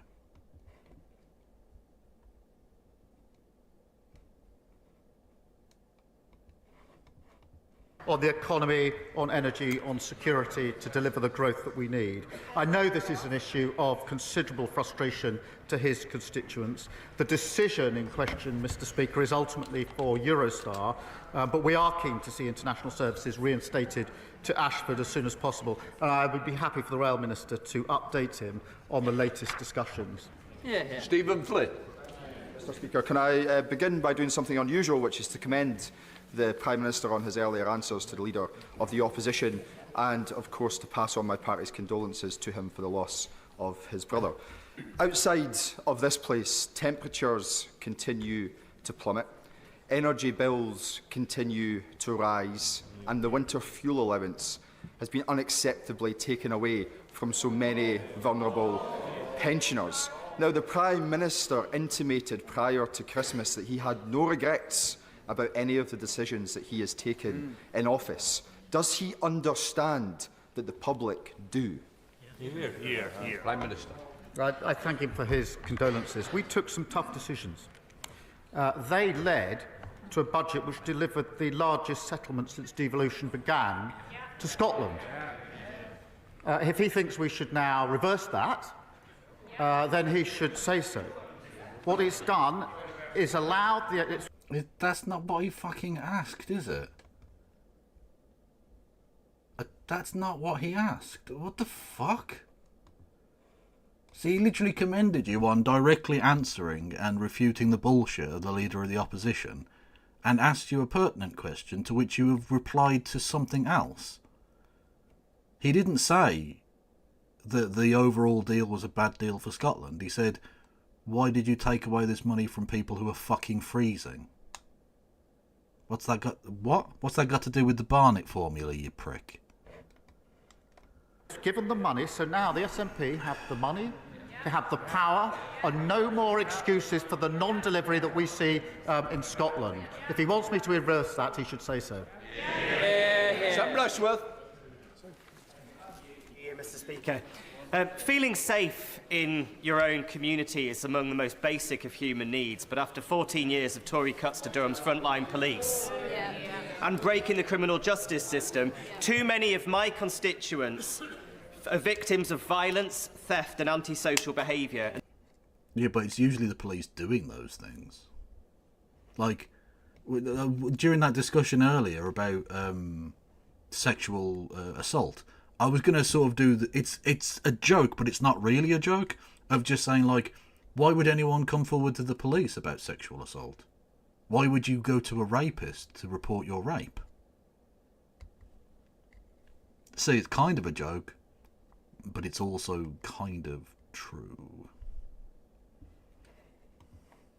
And these crimes too often go unpunished. Now, I know the Prime Minister's had a lifelong commitment to protecting victims. So what assurances can the Prime Minister give my constituents that our new government will be tough on crime and on the causes of crime? Oh, Jesus Christ. Fucking Tony. Not only did you suck his dick, you sucked Tony Blair's dick as well. Mr. Speaker, he's right to raise this important issue, and I have to say, when he said there were cuts to polices and somebody said boring, I think that... To be fair, it is pretty boring. The opposite to boring. That tells you everything you need to know about the last 14 years. Boring. He's right. We need to crack down on those committing vile acts in our communities, and that's why our plan for change puts 13,000 extra police and PCSO officers into neighbourhood. Again, if you want to cut down on the number of violent instances in the community, why are you hiring more police? Policing, 3.5% real terms increase, and of course tough new respect orders. Where they lost control, we'll take back control and deliver safe and secure communities. Thank you, Mr. Speaker.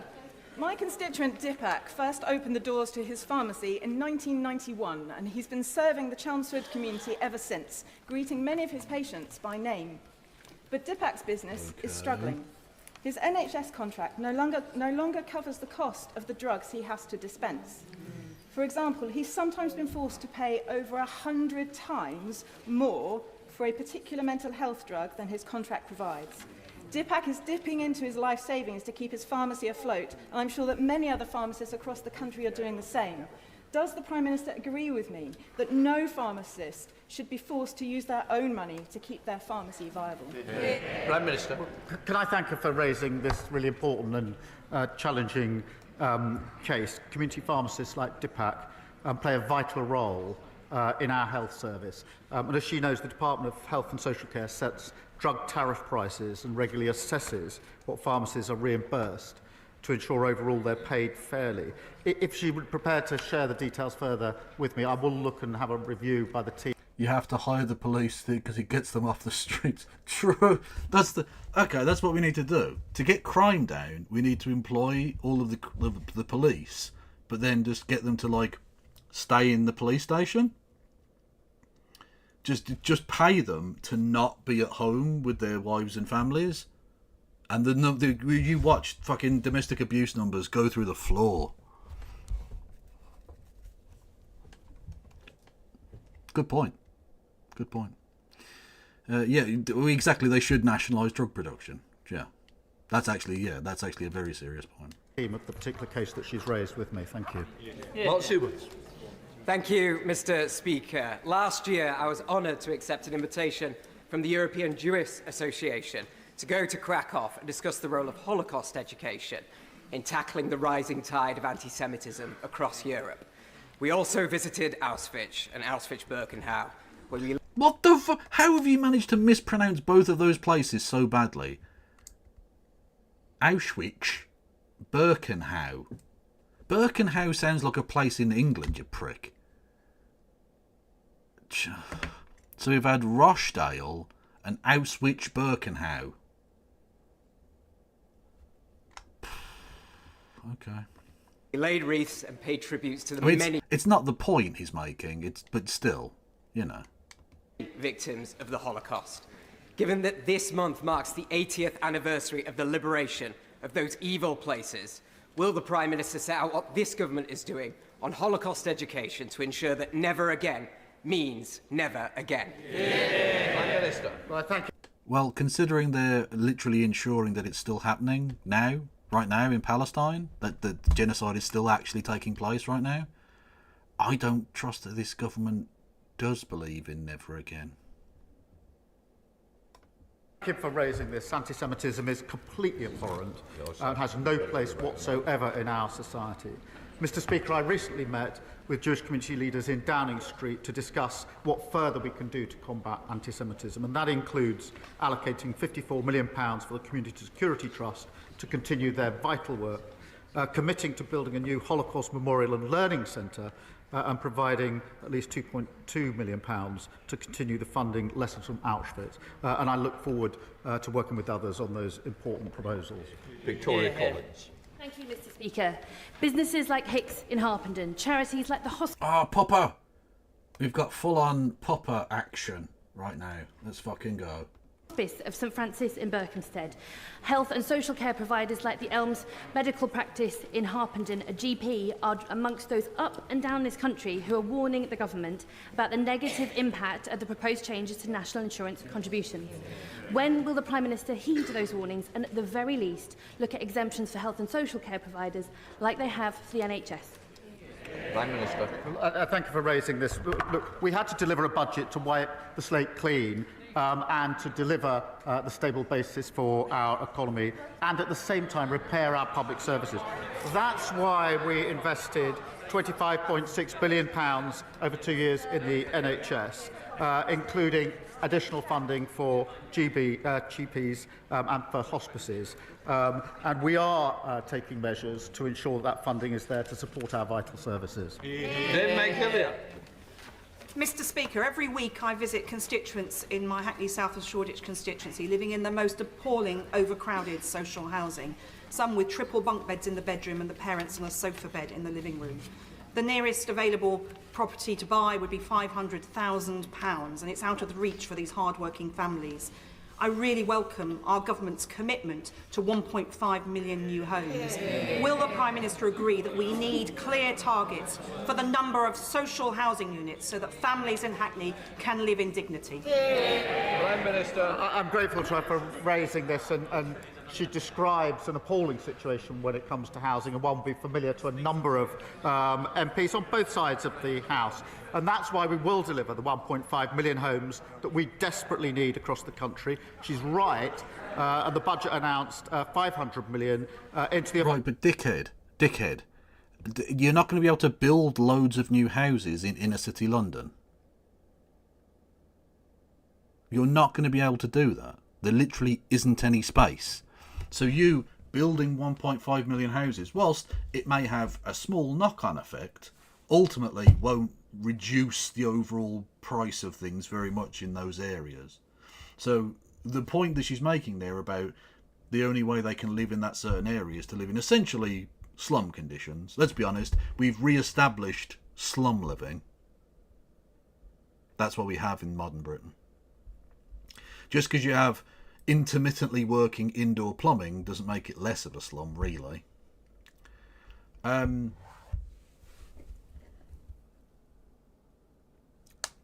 So you just reiterating the same robotic points over and over about we're going to build 1.5 million. Yeah, we know that. But what are you going to do to A, improve the overall quality of fucking rented houses, and B, control the ridiculously ballooning rental prices? Especially in places like inner city London. Kev, house prices are that mental in Birmingham, are they? Not as bad as in London, but bad. Certainly bad. Mine's quite cheap because the area isn't the most salubrious. It's actually not too bad, but like it has a bad reputation. So the houses are very cheap, which is the only reason I was ever able to afford. Oh God, not watching this for a third time. Thank you. No, thanks, Satnav. Stay beautiful. Affordable homes programme, which is hugely important, 100 million of that going to the Greater London Authority. And we will also, Mr Speaker, reform the right to buy to deliver a fairer, better value, a more sustainable scheme where long-standing tenants can buy their own home. Andrew George. Thank you, Mr Speaker. In Cornwall, in the last 10 years, over £500 million has been handed to holiday homeowners through various tax loopholes, etc., whilst local families are being evicted from their homes to make way for yet more holiday homes as the housing crisis deepens and worsens. The 6 MPs in Cornwall are determined to reverse this situation and to address these issues before the end of this Parliament. Will the Prime Minister agree to meet us so we get the full backing of government and deliver first rather than... Yeah, the right to buy, it was a fucking disaster. That Thatcherite shithouse needs to be fucking done away with, but... The one opinion is that it's good. So that's the only opinion you're allowed to have. Otherwise, you're anti-Semitic. second homes for the good of Cornwall and the Isles of Scilly. Prime Minister. I thank you for raising this. We are committed to building those 1.5 million homes, and that includes 4,500 new homes every year in Cornwall. But I do recognise the point he makes, which is that excessive concentrations of short-term lets and second homes in places like Cornwall can impact the availability and affordability of homes. That's why we'll enable councils to charge a premium on the council tax bills of second homes, abolish the furnished homes let regime and introduce a registration scheme for short-term lets. But I am happy to make sure that he and his Cornish colleagues do get the meeting they want with the Housing Minister to discuss that further. Joyce Fenton-Glenn. Thank you, Mr. Speaker. This government is committed to using the criminal justice system to tackle violence against women and girls. But when an abuser can use a child custody battle to continue their abuse, as happened in the case of one of my constituents, it is clear that we need to raise the issue in the civil courts too. Will the Prime Minister please look at ending the absurd assumption that a domestic abuser's involvement in a child's life is advantageous to their welfare? Prime Minister. Fair call. Yeah, absolutely. Fair call. And he's right, Mr. Speaker. Family courts must never be a tool that domestic abusers can use to continue their appalling abuse, and that's why we're expanding the number of new Pathfinder courts to provide dedicated support to survivors and protect the welfare of children. We are reviewing the presumption of parental involvement, and we'll set out our position in due course. And I'll make sure that... Like, it's so interesting, the kind of theatre of it all, the fact that they've got Jess Phillips sat next to the Chancellor. So, like, basically in the most advantageous position that someone who isn't the Chancellor or the Deputy Prime Minister can be sat, to, like, bolster her after a pretty fucking shitty week, right? Where she was accused of supporting fucking rape genocide. Mental. That he meets the relevant minister to discuss this further. Christine Jolly. Thank you very much, Mr. Speaker. And can I associate myself with the remarks of the Liberal Democrat leader and others today? Happy New Year to everyone, but 2025 is already proving a challenge for many of my constituents. Pensioners, families, small businesses, the hospitality industry, GPs, social care, as others have said. They know that the SNP has failed to deliver for Scotland. They hear when the Prime Minister says that the Conservatives left the economy in a mess, and they know that governments make difficult decisions. But what they are asking me is, when is this government going to do something positive for them to overcome the negative impacts they're facing from the budget? Prime Minister. Thank you very much. Can I just address something I should have addressed to our leader, which is to express our condolences about Jenny Randerson. I apologise. I overlooked that earlier on. She raises the point about the failure of the SNP and the legacy of the Tories, and I'm proud that this Labour government delivered the largest budget settlement for Scotland since devolution, and that means, Mr. Speaker, in answer to a question, 100,000 workers in Scotland benefit from the increases from the national minimum and living wage each year. Look, Speaker, we can fucking hear you. Turn your mic off, you dopey cunt. An estimated 3.2 million people in Scotland will benefit from the extension of the 5p cut in fuel duty. And it comes, of course, on top of that. That's not my leftist audio, that's Parliament. The Speaker of the Commons has not turned his fucking microphone, or is speaking into the microphone for some reason. 125 million set up Great British Energy in Aberdeen. And it reinforces the point. They've got the powers, but a terrible record. They left a terrible legacy. We're getting on for delivering for Scotland. Joyce Newbley. Last year, this Labour government delivered justice for members of the Mine Workers Pension Scheme. 45,000 members of the similar British Coal Staff Superannuation Scheme are keen to see their £2.3 billion investment reserve returned to them, which could boost coalfield communities like mine and Cannock Chase. Will the Prime Minister meet with retired miners, trustees and coalfield MPs to discuss what could be done for BCSS members up and down the country? Prime Minister. Right, thank you for raising this issue. I was pleased, Mr. Speaker, that the first increased payments to Mine Workers Scheme members were made at the end of November. I do understand the strong feeling on the British Coal Staff Superannuation Scheme, which is why the Minister for Industry met the trustees last year, and we will be working with the coal staff trustees to consider their proposals once the new Mine Workers Pension Scheme arrangements have been agreed. Gregory Staff. Thank you, Mr. Speaker. First of Mr. Speaker, first of all, we had a Chancellor who embellished her CV, then we had a Transport Secretary with a fraud conviction, and now we've got an anti-corruption minister who's being investigated for corruption. Now, I know the Prime Minister likes living in free accommodation, but does he really think it's appropriate that his minister is being given free housing by the political allies of some very dubious foreign regimes? Prime Minister. Mr. Speaker, the City Minister has acted appropriately by referring herself to the independent adviser. We brought in our new ministerial code to allow ministers to ask to establish the facts, and I'm not going to give a running commentary on that important exercise. Tonia Antoniazzi. The last couple of days, I wrote to the England and Wales Cricket Board regarding the upcoming game in the Championship Trophy against Afghanistan on the 20th.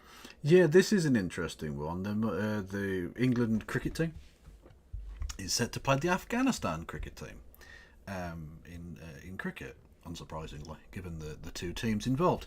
Yeah, and they're asking the England team to boycott that game because of the government of Afghanistan. And indeed, actually, it shouldn't even be in the hands of the England cricket team because the ICC should have already banned Afghanistan from participation in international cricket because the rules of the ICC clearly state that you need both pathways for men's and women's teams.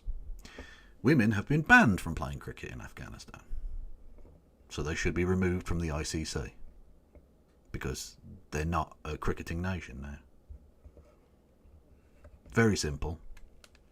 But no, they've now forced the situation where they're going to have to maybe boycott an important game. It's fucking grim shit, man. 26th of February. I have met with the ECB and we are calling for the game to be boycotted. I thank everybody for the support that I've had across this House. No, not the International Criminal Court, the International Cricket Council, which is the head organisation of cricket in the world. Not the International Criminal Court, no. In fact, many of the leaders of Afghanistan should be sent to the International Criminal Court for their many and varied crimes against humanity. And also the other place. I also would like to thank very much the Prime Minister for his intervention with the with the International Cricket Council yesterday. But would he please agree to meet and talk to his counterparts in South Africa and Australia that they boycott the games as well? Mr. Speaker, there's been an appalling erosion of the rights of women and girls in Afghanistan, and we all should condemn that suppression of freedoms in the strongest terms, and that's why we provided additional aid, at least 50% of which we're going to women and girls. DCMS are in touch with the international counterparts on this issue. I welcome the England and Wales Cricket Board making strong representations to the International Cricket Council on Afghanistan's women's cricket team. Final question, Sir Roger Gale. Thank you, Mr. Speaker. Mr. Speaker, setting aside the matter of grooming gangs, the opposition amendment on the order paper today sets out very clearly why the bill that we shall be debating is so very deeply flawed. And if it is to become an act of Parliament, it will have to be completely rewritten in committee.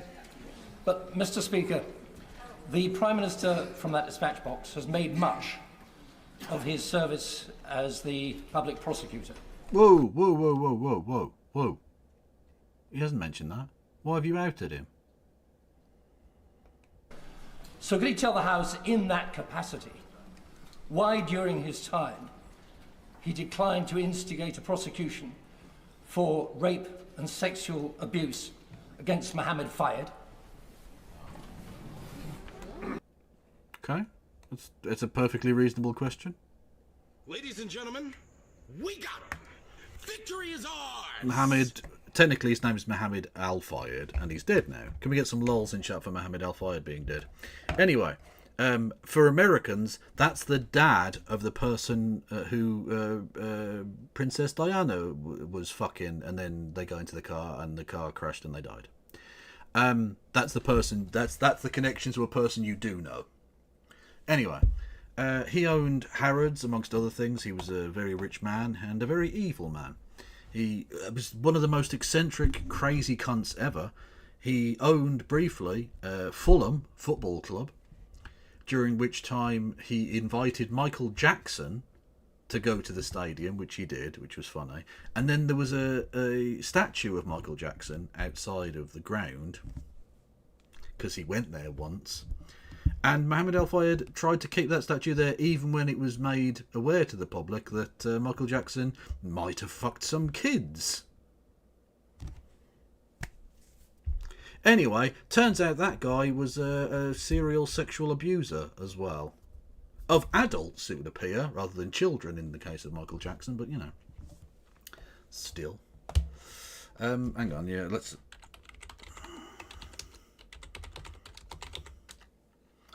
Michael Jackson statue Fulham. There you go. Yeah, this was the... well, there you go. You have both. That's the perfect image, I guess. That's the Michael Jackson statue that was outside the football ground, which looks essentially like a kind of Sylvester Stallone in doing a Freddie Mercury impression, I think.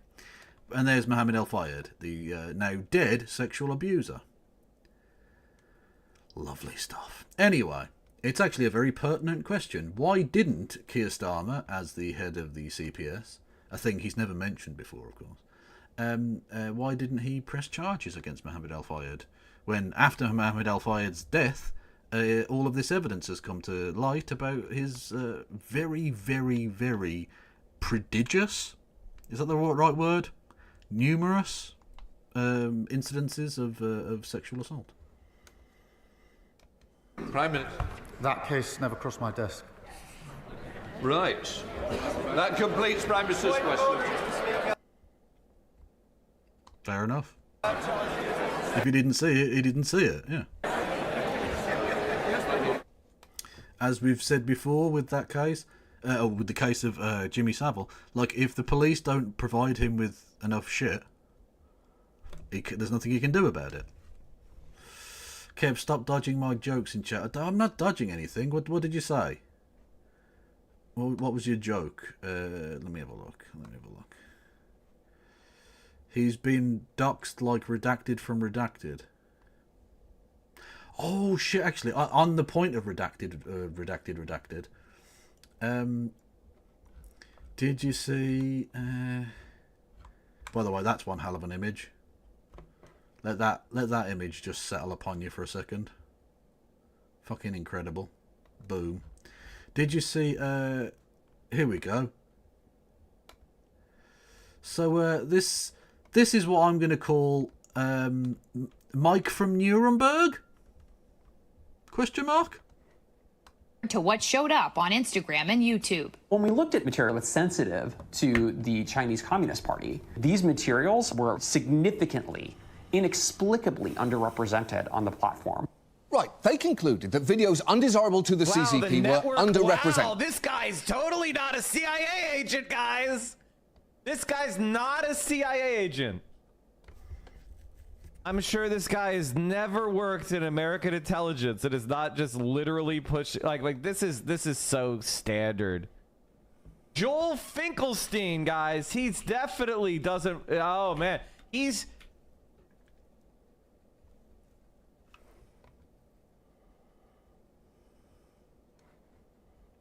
Hello? You were pointing out that Mr. Finkelstein shouldn't be trusted? Just pointing out that Joel Finkelstein is definitely a person who can't be trusted? There? Michael? Adolf? Hello?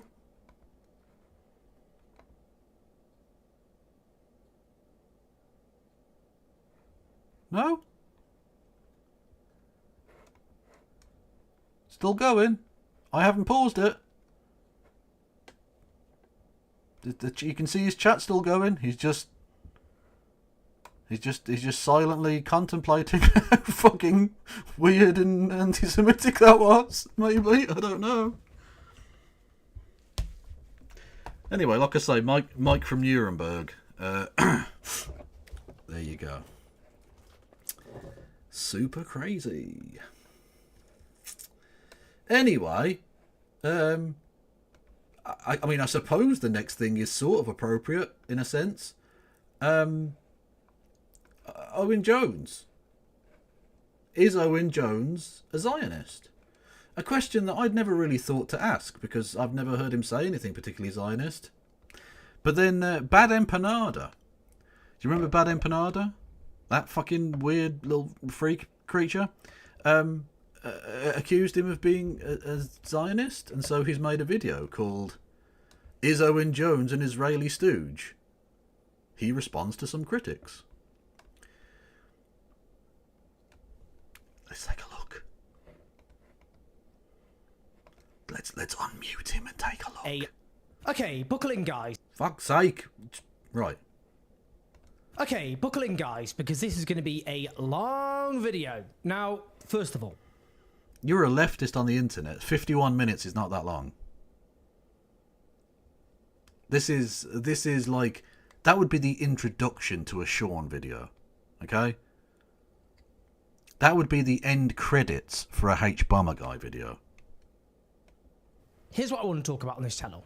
Right now, above all else, I want to talk about Israel's genocide against the Palestinian people, which is being enabled, indeed facilitated, by Western governments. I want to talk about the rise of fascism in the West and beyond. I want to talk... Yeah, Owen Jones doesn't age, honestly. Owen Jones has found the elixir of youth. He has found the antidote to twink death. And he needs to share that fucking serum with the world. About other injustices, and I want to platform more compelling voices than my own who are otherwise erased by the mainstream media. Here's what I don't want to talk about. Me. I'm not that interesting, and it's a distraction from all of that, but alas, sometimes it's necessary and sometimes it's useful and indeed clarifying, so please indulge me. Now there are, let's put it this way, some criticisms about my record on the question of Palestine which are circulating. So what I'm going to do is state the facts about that record. And look, first of all, it's really important for me to state this. I should be criticised. I should be scrutinised. I get things wrong. I make mistakes, sometimes big mistakes. I've been around as a writer with a public platform since I was in my mid-20s. I'm now a geriatric millennial who is 40. So when I learn, make mistakes, go on journeys, I do all that in public. He's 40. Fuck off. 40. 40. He is 40 years old. He looks about 17. Especially with the little bumfloss beard. Like that's, you know what I mean? Like if I was serving in a bar and he came up, I would ID this motherfucker. 100% I'd ID this fuck. God damn. He really is. Like, this is some Benjamin Button shit. What the fuck? That said, the critique I'm going to take head on is that I am some sort of raging Zionist, a champion of Israel, someone who doesn't really support the Palestinian cause and has no record of doing so. One particularly colourful influencer has been in touch to suggest that I have made a career from shilling for Zionism, that I helped cause the genocide, and that I am specifically responsible for the mass slaughter of Palestinian children. Now, in case you were wondering, like, is he definitely talking about Bad Empanada? Are we sure he's definitely talking about Bad Empanada? Because, like, that's, you know, it could be anyone, right?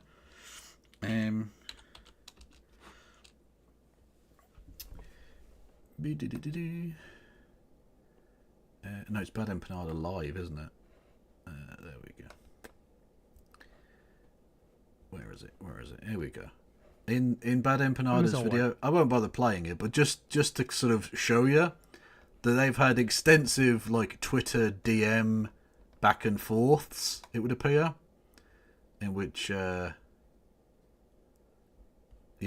So, like, when he says a certain colourful creator, he means Bad Empanada. This is literally just Bad Empanada. So, yeah. Yeah. We're now in the realms of slop, everybody. Buckle in. Well, as you will see, to put it mildly, I believe this is a straightforward erasure of the truth and of history. And as I'll show, this critique comes from the sort of people who lie by omission, erase the work I've done, twist what I say, take things out of context, or just make stuff up. As I'll show, I have a record there of consistency. Many of the things you hear me say now in 2025, in the worst possible timeline, are the exact same things I was saying when I first started writing in newspapers and going on television a decade and a half ago. Indeed, since my public career, for want of a better term, began in 2011, I've had the following consistent positions on Palestine. Opposition to... Yeah, that's true. Luke Littler does look... Okay, so... a guy called Luke Littler just won the World Darts Championship, right? And he is, I swear to God, 17 years old, right? This creature that you see here is 17. He is a 17-year-old, right? Hang on, picture. We want pictures, don't we? There we go. Images. Look at that. That is a 17-year-old.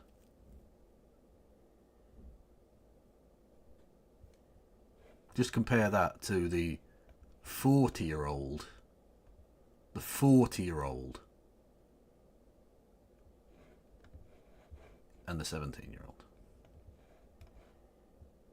Fucking mental.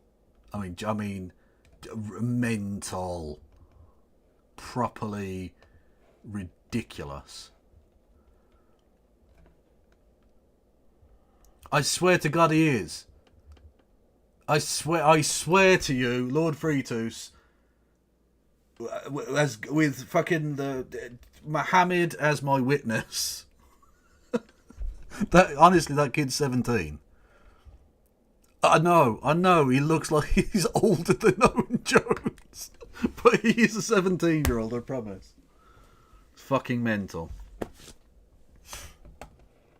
I mean, it's very strange, isn't it? Israel's brutal occupation. That's darts for you, to man. the barbaric siege of Gaza, to the illegal settlements. I've consistently supported sanctions, including a total arms embargo on Israel. I've supported specific boycotts. Story girl. Oh, story girl. Oh, boom. Boom, middle finger. That's what I'm saying. Boom. Called out the criminal complicity of Western leaders and consistently challenged the role of our diabolical Western media. I've consistently opposed the claim that this is a conflict or a war, given its asymmetrical nature, an occupier backed and armed to the teeth by the West versus a besieged, occupied people subjected to extreme deprivation. I've consistently not just advocated, obviously, for an independent homeland for the Palestinian people, but I have even proposed to a mass audience a one-state solution based on democracy and equal rights for all citizens who live in Palestine. Have my positions firmed up? Absolutely, as I'll discuss. Hang on. I will show. Have we got Luke Littler birthers in chat? Is that what's happening now? We've now got people being like, "He's a stiff dick of poop." Luke Littler needs to release his long-form birth certificate. Okay, I do not believe he's 17. I believe he is a 53-year-old man from Warrington called Les Davis.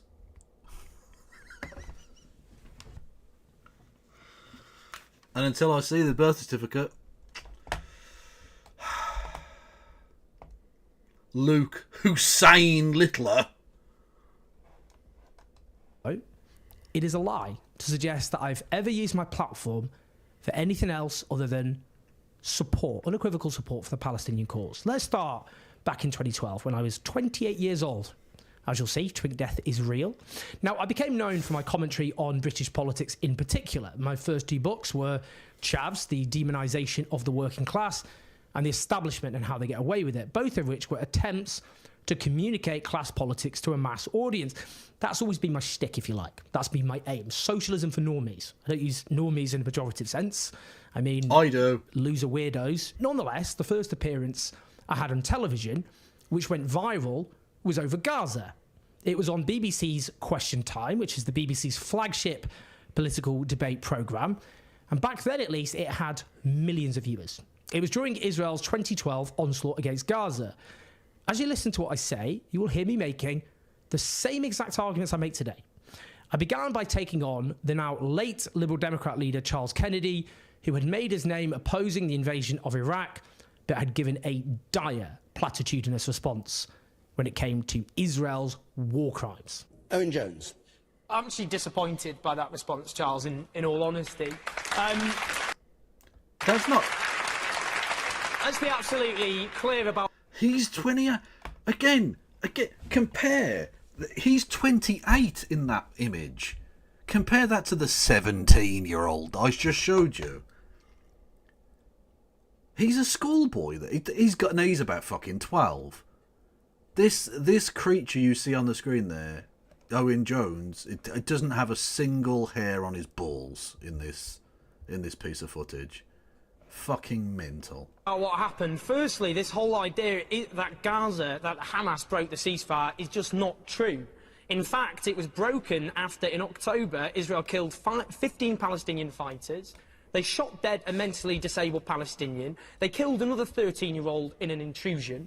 And when there was an attempt to actually get a ceasefire, negotiations were ongoing. That is when they assassinated Ahmed Jabari, completely ending those ceasefire talks. Now, it's often said, and Barack Obama made this point, he said, what Barack Hussein Obama, please. country on earth would tolerate rockets being fired at them?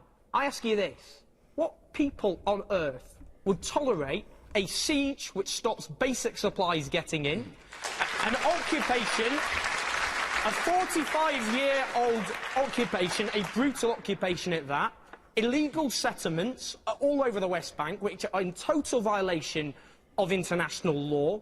And what we've seen in the course of this onslaught are the deaths of 158 Palestinians, at least 30 of whom are children. Now, we all want a secure and lasting... Thank you, Lord Fruitus, by the way, for gifting a sub to Story Girl. I missed that because I was doing a joke about Luke Littler or something. I don't fucking know.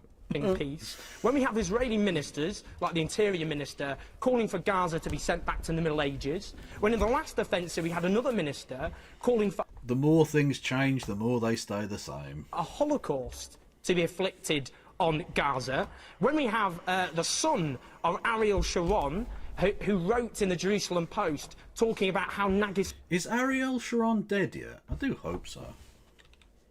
He was in a coma at one point, wasn't he? Ariel Sharona. Yeah, he's dead. Love it. 2014. Fuck yeah. Can we get some 707s in chat for Ariel Sharon? War criminal piece of garbage. Saki and Hiroshima were possible solutions to be inflicted. When we have those people, we won't get a secure peace, but the way we will get it, for Arabs and Jews alike, to end the occupation, end the siege of Gaza, and dismantle the illegal settlements, and finally have a just settlement for the Palestinian people, ensuring peace for Arabs and Jews and the region as a whole. Based. Very based. As you can hear, what I tried to do is shift the conversation from the perspective of Israel, where the media was focusing and politicians, to the perspective of the Palestinian people, to centre their suffering, to emphasise the genocidal rhetoric emanating from Israel, and to conclude that there would never be peace unless Israel's oppression of the Palestinian people was dismantled.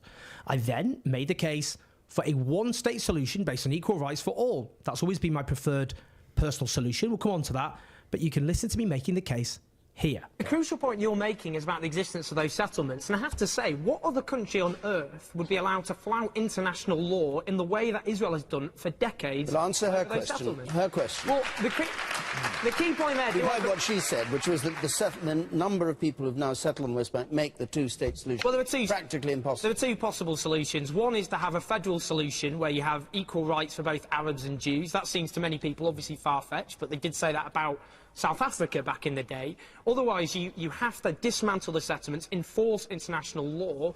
But what has to happen, because the point is Britain supports, as other Western countries do, they've supported and... Oh my God, Ian Duncan Smith. Can you fuck off and die already, please? Like, for reals. Again, that's not a threat. I'm not fucking suggesting anyone do anything. I'm just saying he's an old man who is a piece of shit. A massive piece of shit. Oh, Mark Zuckerberg's a piece of garbage as well. Is it bad for me to say Mark Zuckerberg's attempt to look more like a manly dude, bro, have just resulted in him looking like a very butch lesbian from about 1987? I think that's fair, 255. He does. Yeah.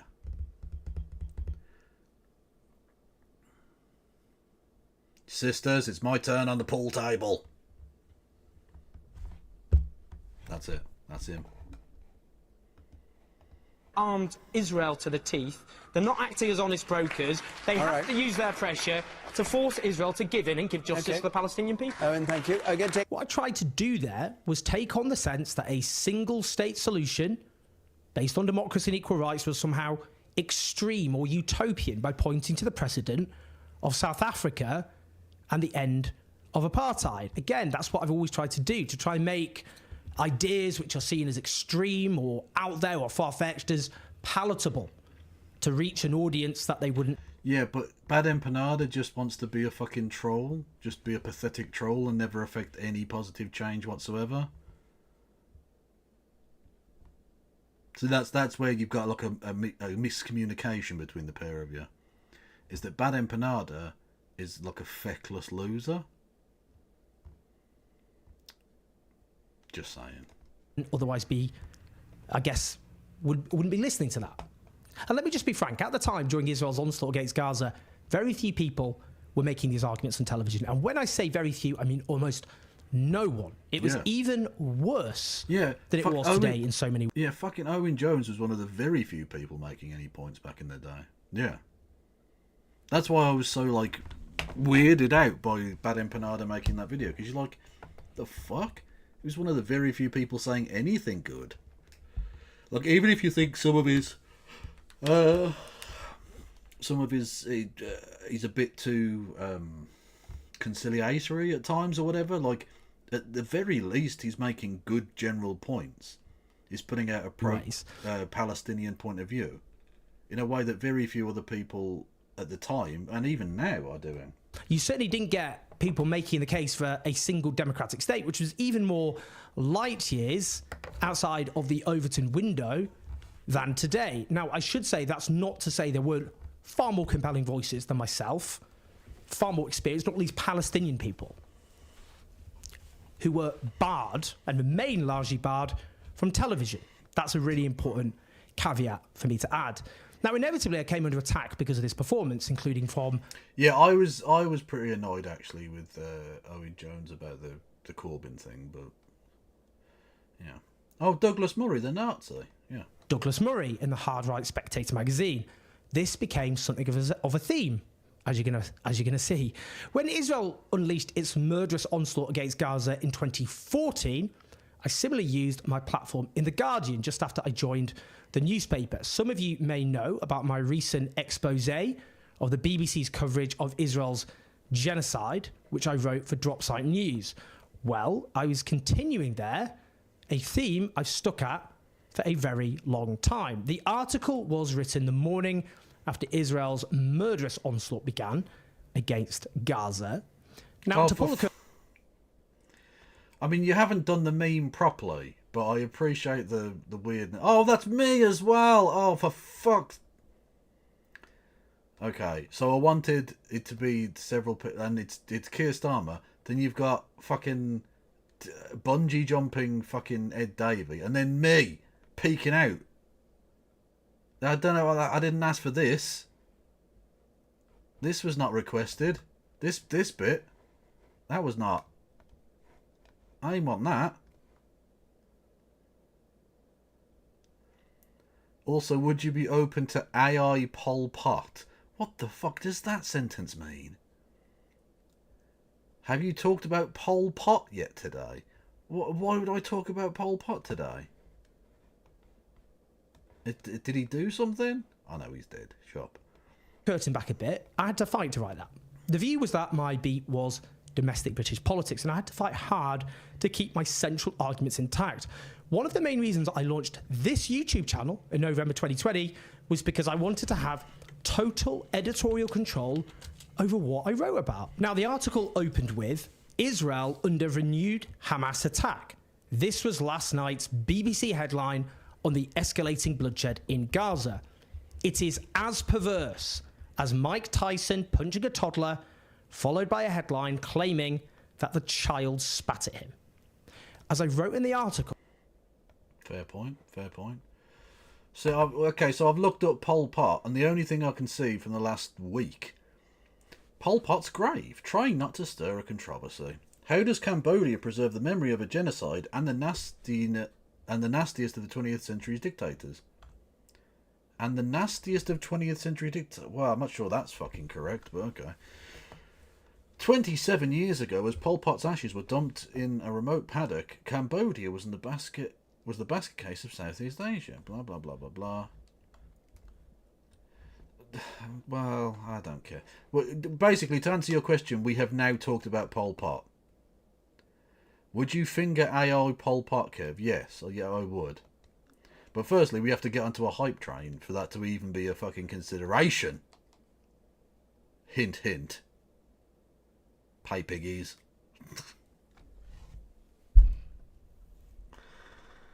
I hate myself and I want to die. Cool. The macabre truth is that Israeli life is deemed by the Western media to be worth more than a Palestinian life. Yep. Here is the hierarchy of death at work. According to the Israeli human rights organization B'Tselem, 565 Palestinians have been killed. Thank you, Rohak, with V-Bucks, as they're not called in any fucking way. Kev, you said you'd never say that. Don't go into the pay pig narrative. I'm only joking. No, that's fine, Vogel. That's fine. Killed by Israeli security forces since January 2009, while 28 Israeli civilians and 10 Israeli security personnel have been killed. The asymmetry of this so-called conflict is reflected in the death toll, but it is not reflected in the coverage.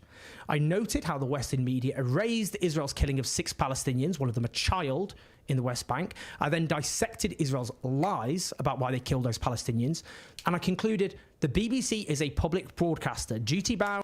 Finn Darmstring. Well, someone did pay me the other day to insult them or something, wasn't it? Didn't I insult someone for like $2 or something? I am a very cheap hoe. To provide balanced reports that accurately reflect the reality on the ground. It is failing to do so, and it is up to license payers, to whom it is accountable, to demand that it does. So in other words, the long investigative expose I just published about the BBC's coverage of Israel and Palestine built on a critique that I have pushed for a long, long time. Now, during... Okay, thank you to Mad Cat Scotty Eye for gifting a sub to 8DX, man. Much love to you both. And we're on a hype train, cool. If we get to level 2 of the hype train, I will finger the still probably slightly warm corpse of Jean-Marie Le Pen. I'll do it. I'll do it. Why would you finger AI Pol Pot? The AI guilty for the real person's crime. Maybe the AI would take a different path. You never know. That's true. That's very true. Thank you, Chucky or Choky? Chucker! As I'm going to refer to you from now on. Thank you for donation. No message. No message needed.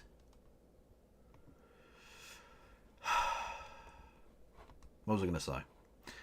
Oh yeah, someone sent me a thing to a Bad Empanada bit. What's this?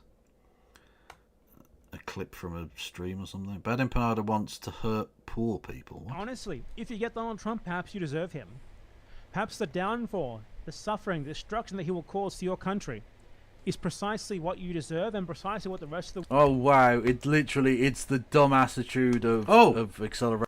Oh, so this is a bit I already heard. Oh, okay. This is, well, actually it's a clip of me then. From 4 months ago. But accelerationism for other people. I care about the working class, which is why I want poor people in America to suffer at the hands of Donald Trump, so I can get my lay epic memes off. Lay epic. So I can dunk on Voosh. Lepic. Israel's 2014.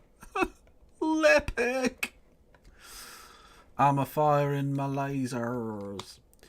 I feel like Elon Musk now doing vintage memes. Do you like my vintage meme from the title? I did a Juan Guaido meme in 2025. I'm bringing it back. I'm bringing Juan Guaido back to be the president of everywhere, including my That is a stiff tick of poop.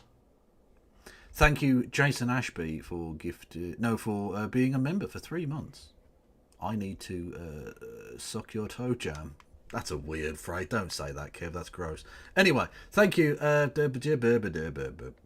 you, Madcat, for gifting a sub to Coffee Powdered Unicorn. Much love. We've got 2 minutes, people. 2 minutes to get to level 2 of the hype train. And then I can start fingering La Fascista. I don't know how I went Spanish at the end there. That was unnecessary. An onslaught against Gaza. I actively took part in the protest and again used my platform to make the exact same arguments that you've heard me make during this genocide over and over again. This was July 2014. Take a listen. Israel is armed to the teeth and backed by our Western governments. They are complicit. They are complicit with every death, with every maiming, with every single attack. And that is why we're out with such numbers. See, this is the person that Bad Empanada's like, you're a Zionist. The fuck is wrong with you, bro? You're a fucking mentalist. Guaido mentioned in Majority Report too. Really? Oh. In what context? Franco was kind of fashion, that's true. I haven't fingered Franco in a while. Might need to do that one at some point in the near future. Thank you to Suzzled Snake for gifting a sub. And thank you to Coffee Powered Unicorn with gifting 5 subs. Much fucking love to you. This digit, and maybe more, are going inside Jean-Marie Le Pen. I'm going knuckle deep on the bitch. Let's fucking go. Question. Since we're a parliamentary republic, who's we? Who the fuck is we in this situation? Would Guaido be the president of Bulgaria or our prime minister? Oh, so you're talking about Bulgaria. Okay. You'd have to ask Juan Guaido. Only he truly knows what position he resides in the parliamentary system of Bulgaria. We know he's the king of Greenland. He's the president of Venezuela. Sorry, Vuvuzela. He is the Duchy of Sardinia. I don't want to do this anymore. Fuck me. Oh. Fucking Christ almighty. Oh. Oh. No. I can't have that happen again. Just had a fucking heart attack. It sounded like it was in the room with me. I thought there was it sounded like there was a fucking person here. Oh.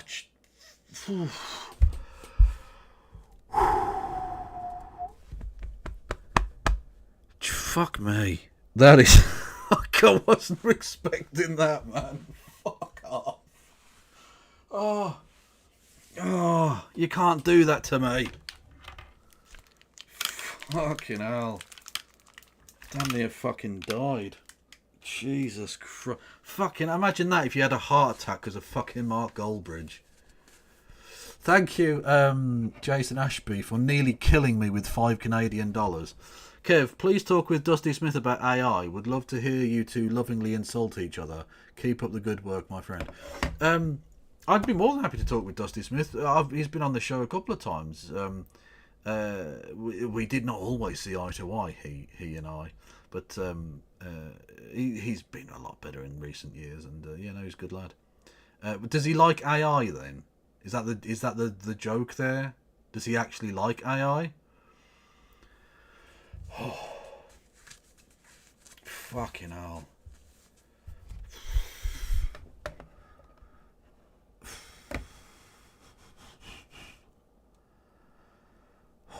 My heart is literally beating faster than it would normally be. That is mental. Dusty is crazy for AI. Oh no, Dusty! Dusty mother cunting Smith. That is not very logic, motherfucker, of you. Sorry. Logic! Is that the right way around? It's not. Logic! What was the thing he used to do? Actually, he might still do in his video. I have no idea. No, he's good. He's good, people. Even if he's just wrong about AI. Didn't he make a song using it? I don't know. I genuinely don't know. I get very little time to even really watch much content anymore, other than on stream, basically.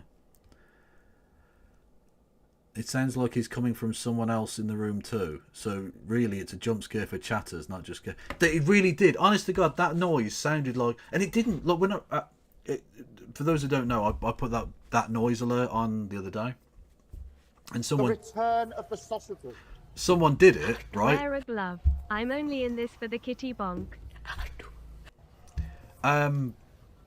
Yeah, it didn't sound like he was in the room or anything. It sounded normal, but for some reason, then when the noise alert happened, it sounded like there was a person in the room, and I nearly fucking shat my pants.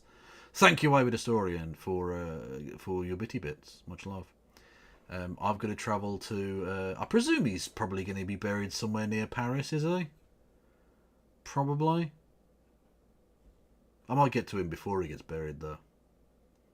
I might do some pre-burial fingerage. It saves the digging. Because I'll be honest, that's the most laborious part of it, is digging people up. And then you've got to fill the hole back in afterwards. Giggity. Not just against the Israeli government, but against our own governments for their role in this massacre. To end, just to end.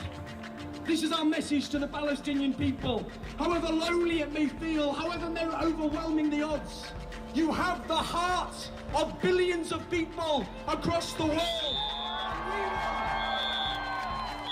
And we will never, ever, ever give up on you. Free, free Palestine! Free, free. And then I spoke again at the PSC's Palestine protest in August 2014, and you will hear me again make the exact same arguments that I make today. Friends, in 1 month, one in every 1,000 Gazans were murdered by the Israeli state. That is a statistic as horrifying as it gets. Because this is not a conflict. This is not a war. This is a massacre by the occupier. See, now that would have been a great opportunity to do a "This Is Sparta" bit. It would have bombed, ironically, given that it wouldn't have been remotely appropriate given the topic of discussion. But he set it up so well, I'd have been very tempted to just do it. It's rare you get to do a "This Is Sparta" bit in the wild, you know. It's a beautiful thing. Against the occupied. Now, our critics often tell us this. They say in a world of such suffering, in a world of such bloodshed, why aren't we out marching about Syria and Iraq? And we do stand in solidarity with Syrians. We do stand in solidarity with Iraqis. But here is the key point to make. Here is the key point. Our governments fund, arm and support Israel. They are complicit with every single Israeli attack, with every single maiming, with every single death. And we will march until our government stop arming and supporting the Israeli occupation. That is why we're out today. Now friends, remember apartheid in South Africa. Remember how strong it seemed. Remember how alarmed. Remember how invincible. Did apartheid not fall? As apartheid fell, the occupation of Palestine will fall as well. That is a certainty. Hello, base department. Yeah, no, we've got our delivery for you. Boom shakalaka. Because all oppression, no matter how strong or alone or how invincible it seems, will fall. Now friends, this is our message to the Palestinian people. Yes, you're up against the military superpower, armed to the teeth with everything up to including nuclear bombs. Yes, you... No, they don't have nuclear weapons. What are you talking about? They haven't got any nuclear weapons, and no, they will not allow the International Atomic Energy Agency in to inspect their facilities. Just trust them, bro. They definitely don't have nuclear weapons. Like, they're not hiding anything. They're just a small bean. Have the support of Western governments in the Israel. But the difference is this. The Palestinian people have the hearts of billions of us across the world. These are our demands. The West must stop arming Israel. The siege of Gaza must end. Again, the more things change, the more they stay the same. This was over a decade ago. And this, he might as well be talking about... He could give this, basically this exact same speech today. Or pretty much word for word. And it would still work. Is Bad Empanada a tanky or something? Bad Empanada's weird, because Bad Empanada hates tankies. But he basically sort of is a tanky. Or at least is as fucking annoying as a tanky, I guess. He's just like a general troll guy. He's just a prick, basically. Thank you everyone for the hype train. Much love. I've got to go to France and finger a bad person's corpse. Partner push. 2097. Thank you to Jason Ashby for gifting a sub to Ginzy. Ginger Yatter. Ginger Yatter. I don't know why I'm saying in a Northern Irish accent. Ah! Every soldier must leave. The arguments again I made in support of Palestine led to further attack.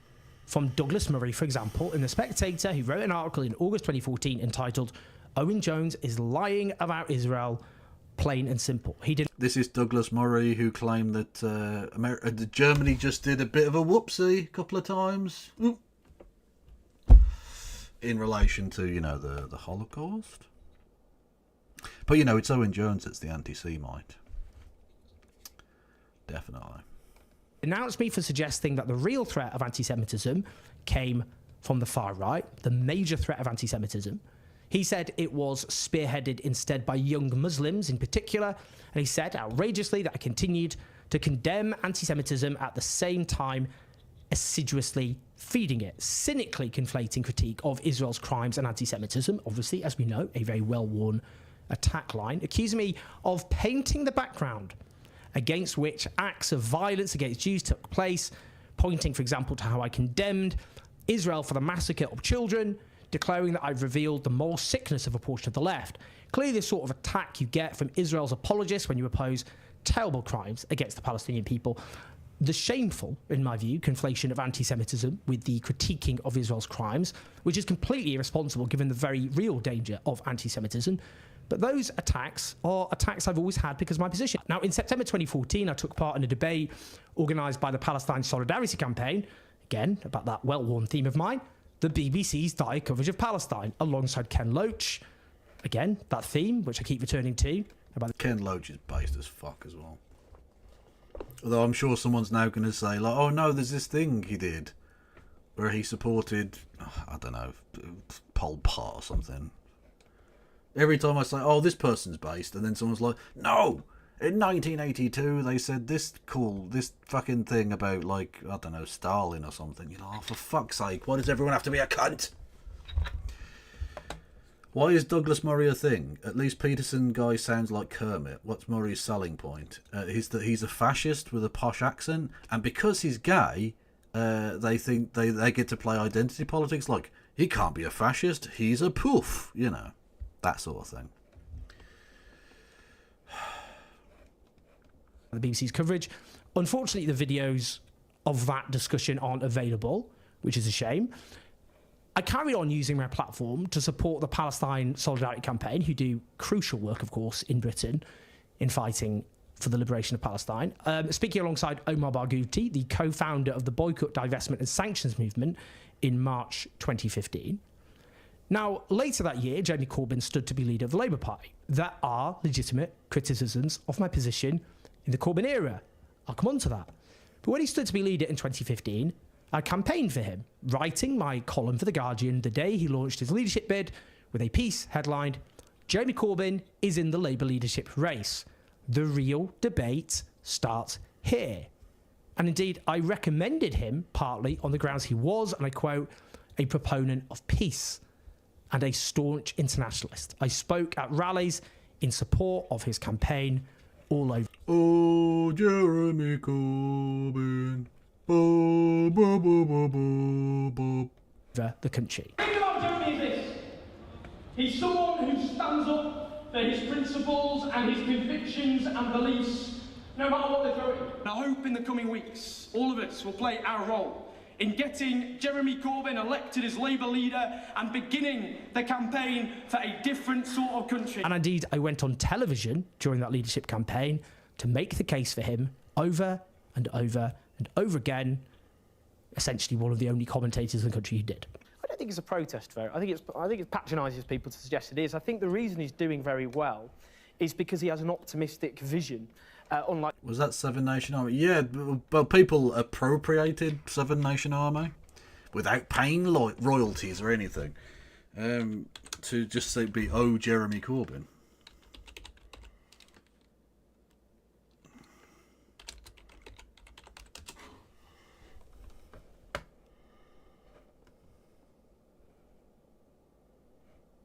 Corbyn! Oh, Jeremy Corbyn! Good morning, Mr. Corbyn. Good morning, Mr. Corbyn. Good morning.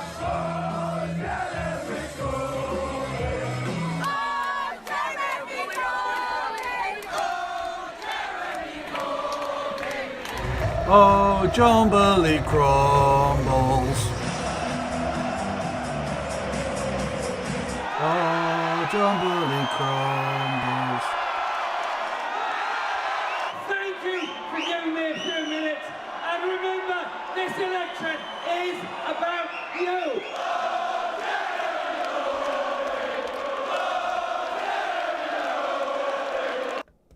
Fucking based. Like many of his rivals, he took a lot of unpopular calls in the 1980s. He ended up being vindicated in the end. I can't for the life of me think why you're espousing that should be the way to go. Owen Mark II, the point I was making was Absolutely done you, lad. Absolutely fucking backhanded you, son. Sit the fuck down. that is top bands.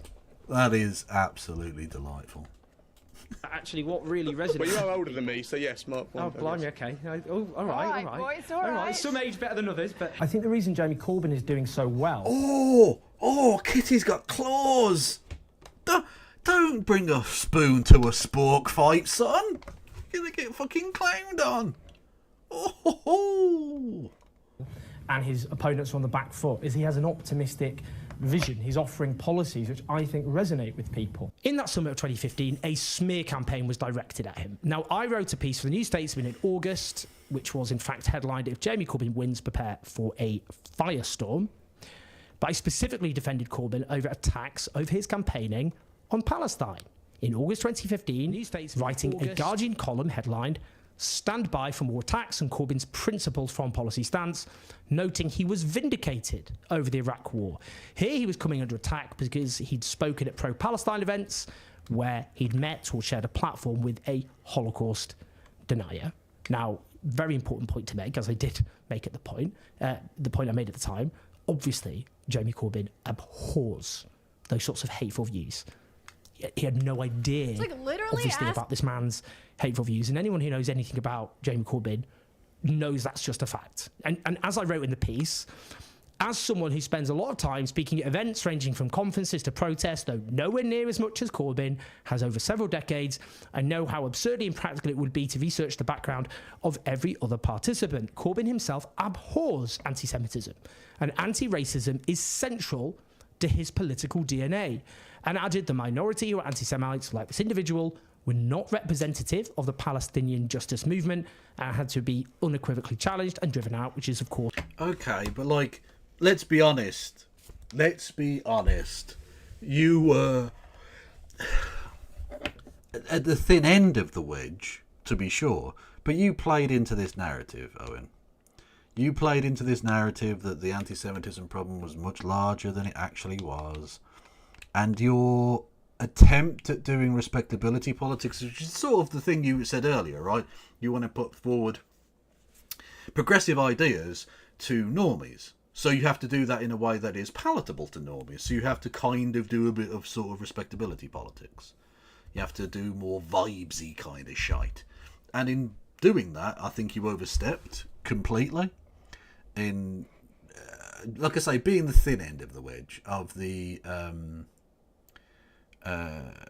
kind of anti-Semitism smear against Jeremy Corbyn. Now, again, I don't hold that against you in the sense that I think it comes from a good place. I don't think you were doing that because you wanted to get rid of him or anything like that. You're not the stab him in the front type. And that is, to be fair, that reference point I just made there about Jess Phillips. The one slight little... I try and look for the silver linings in things, right? And the disgusting, abominable shit that Elon Musk has been throwing at Jess Phillips this week is, I mean, just indefensible, right? Elon Musk is a massive, massive piece of shit. And Twitter should be fucking banned for being the cancerous shithole that it is, okay? But it is sort of funny to see Jess Phillips and the Labour right now be annoyed about people making false claims and accusations against people and starting like a witch hunt against them in order to get rid of them from office for spurious reasons. Like,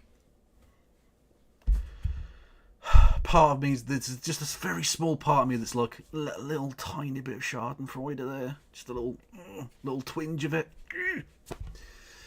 Which probably makes me a bad person, but I can't help but feel that way.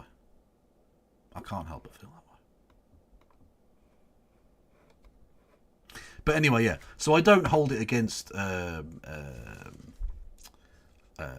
Owen Jones that he, like I say, I think overstepped the mark when it comes to respectability politics and didn't want to be seen to be like downplaying a problem or whatever, right? That's okay. I think it was a misstep rather than him like a symbol that he's a fucking Zionist or some shit like that, right?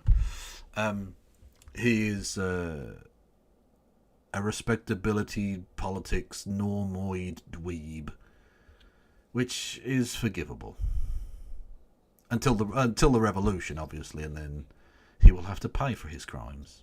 But then again, won't we all? Was absolutely true.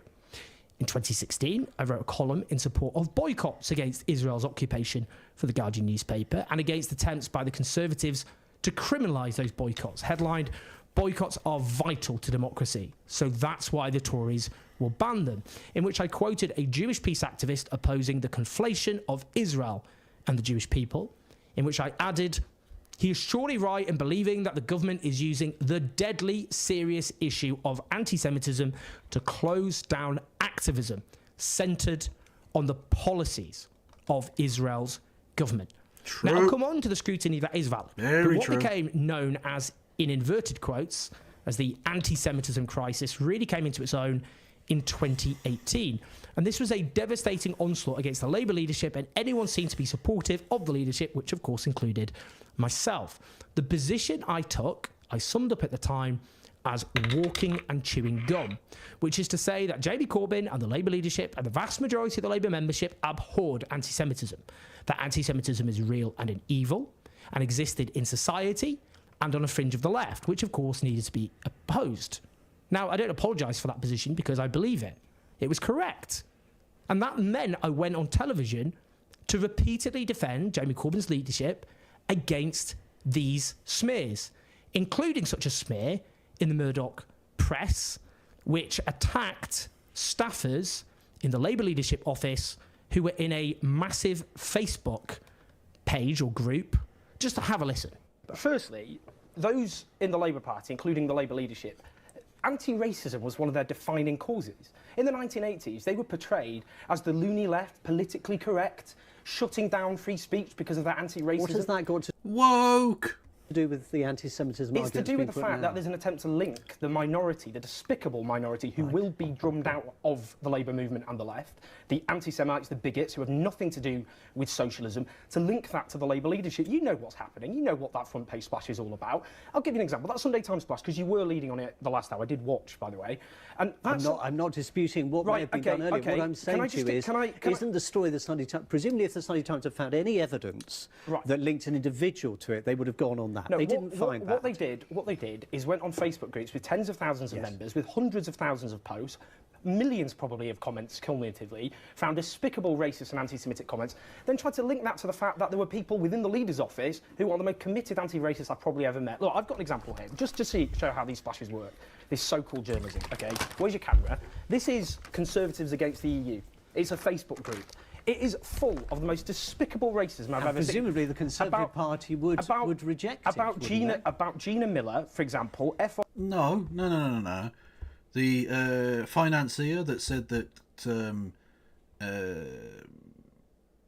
Diane Abbott made him hate all black women. The Tory party were fine with him. They still took his money. He's still a part of the Tory party. So no, they don't reject racism in the Tory party. But the point is, this was never about trying to stop racism against anybody. This was to try and stop criticism of Israel. That's literally all this was about. Off you foreigner, telling them to go back to your homeland. Fine. The most despicable racism. You're not making that. Why isn't that? Why is that? Because presumably Labour is the story at the moment. Now, as you can see, I abandoned the usual media etiquette to defend the then Labour leadership against these attacks. Not something you do, incidentally, if it's your media career you're interested in. Indeed, I got attacked as a consequence in right-wing media outlets like the Sun newspaper, a gutter rag, which of course drips with racism. It wrote, "Meanwhile, the Sun can reveal lefty cheerleader Owen Jones accused enemies of Mr Corbyn of weaponising anti-Semitism in an astonishing rant." Yeah, because that's exactly what it was. And posted online. Speaking at Hard Left, Momentum rally in Portsmouth on Thursday Hard night, left. the mouthy Guardian writer said... To be fair, right, Owen, if there is one element of that story that I don't think you can really, you're not beating the criticism on that one, you're not beating the allegations, it's the mouthy bit. You are most assuredly a mouthy motherfucker. You are a gobby bastard. And all power to you. God bless you. But, yeah, you are. Come on. I'll defend you on the other points, but you are. Come on. Only a minority of people on the left hated Jews. He said there was a minority of people on the left who were anti-Semitic. There were also people using that and weaponising that issue to portray the whole left as anti-Semitic, and that's false. I presume that's some sort of attempt to paraphrase what I said, but obviously the essence of what I said there is absolutely true. Now, the most notorious attack in this period was so-called Wreathgate, in which Jeremy Corbyn came under attack for laying a wreath in Tunisia in 2014 to remember the victims of the Israeli attack on the PLO's headquarters, the Palestine Liberation Organization, in 1985, because he was pictured near the graves of two senior PLO figures, one of whom was one of the architects of the Munich massacre of... See, now I'm just thinking 1985, the song by fucking Bowling for Soup. 1985. Bruce Springsteen, Madonna, way before Nirvana, there was you and Blondie, and music still on TV. Cause she's still preoccupied with 1985.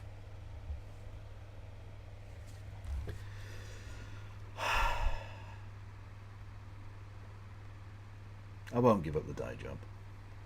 In 1972, as I wrote, the smear campaign against Jeremy Corbyn over the 2014 visit to Tunis is complete and utter bullshit, and here is why. And I wrote an entire column. No, to be fair, Miss Hire, I will say this, right? At least Noam Chomsky's actually made contributions to, like, intellectual discourse. Like, manufacturing consent is definitely, like, a worthwhile contribution to leftist intellectualism.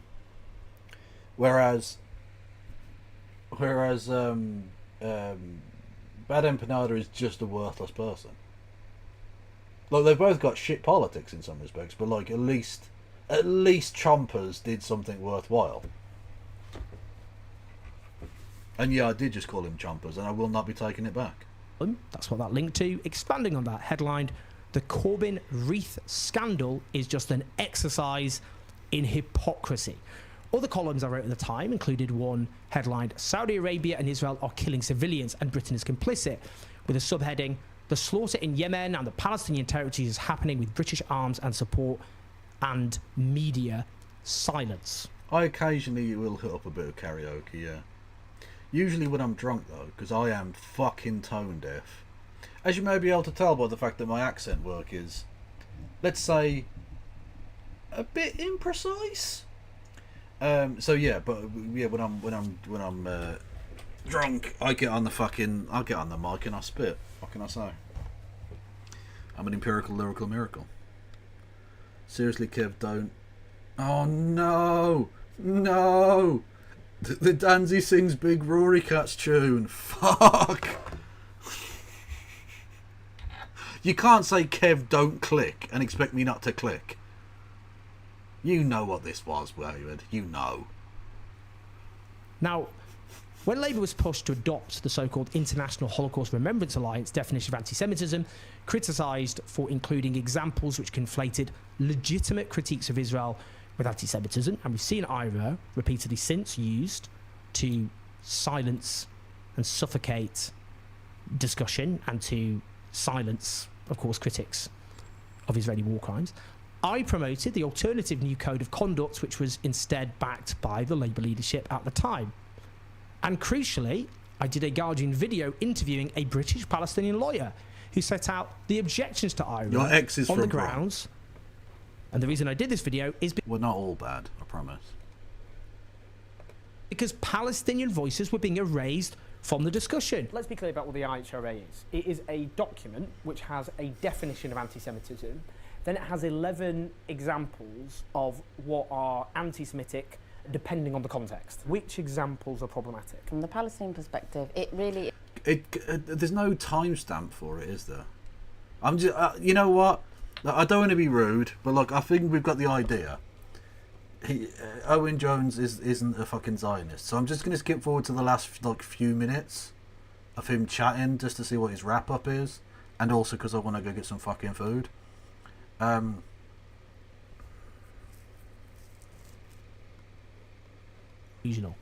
Which is why, as you may have noticed, I've been blacklisted from almost every TV channel. I used to be a regular on several TV programmes. That's no longer true. Well, so what? So what? Palestinian journalists are being slaughtered in the biggest mass... Aston's a part of Birmingham. It's like it's a part, yeah, it's a region of Birmingham.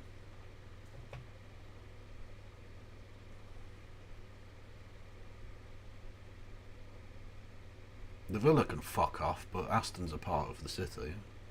Aston Hall's a beautiful place. If you get a chance, go and visit Aston Hall. It's a beautiful old, like, fucking... I don't know, does it count as medieval? Whatever the fuck, anyway, hundreds and hundreds of years old, like, fucking county house place. It's a big fucking place. Absolutely gorgeous. They'll probably do an online fucking tour of it, I imagine.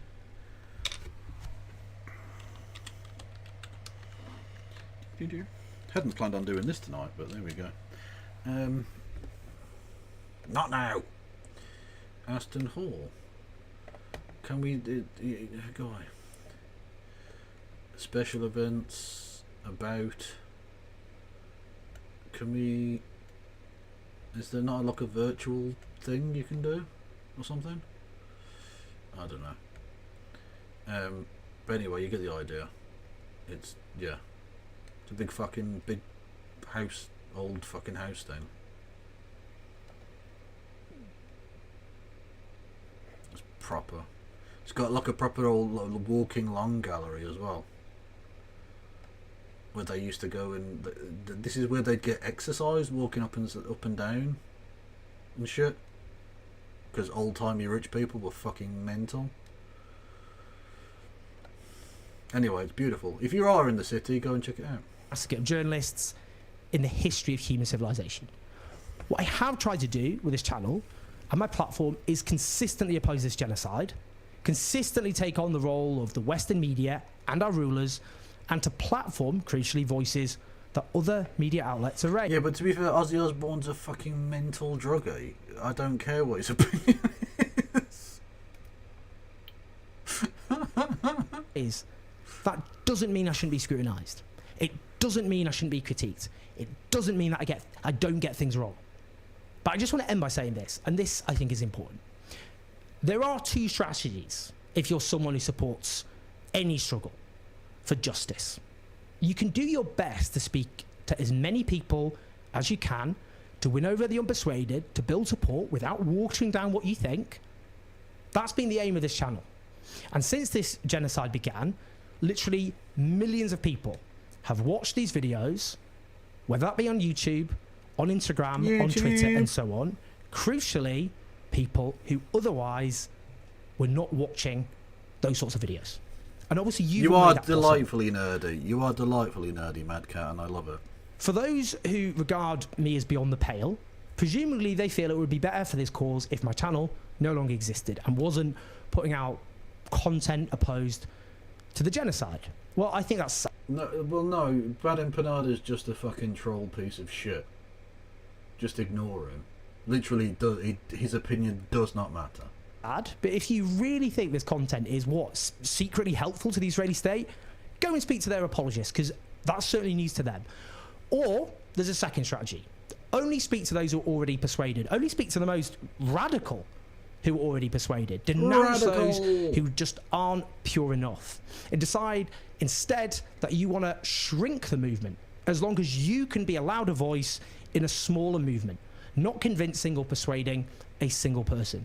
Well, hang on, I don't think Liverpool haven't been knocked out of the cup, because it's the two-legged semi-final of the League Cup, isn't it, as Friends Rust? As far as I am aware. I think, right? Or am I wrong? Hang on, I'm going to check that. That's why I didn't bother watching, because the second leg's the only one that fucking matters. Yeah, the Spurs beat Liverpool in first leg. Yeah. So it's still going. Don't confuse me. Because we've got the fucking third round of the actual cup on Saturday. The Blues are at home to fucking Lincoln. It'd be just like the Blues.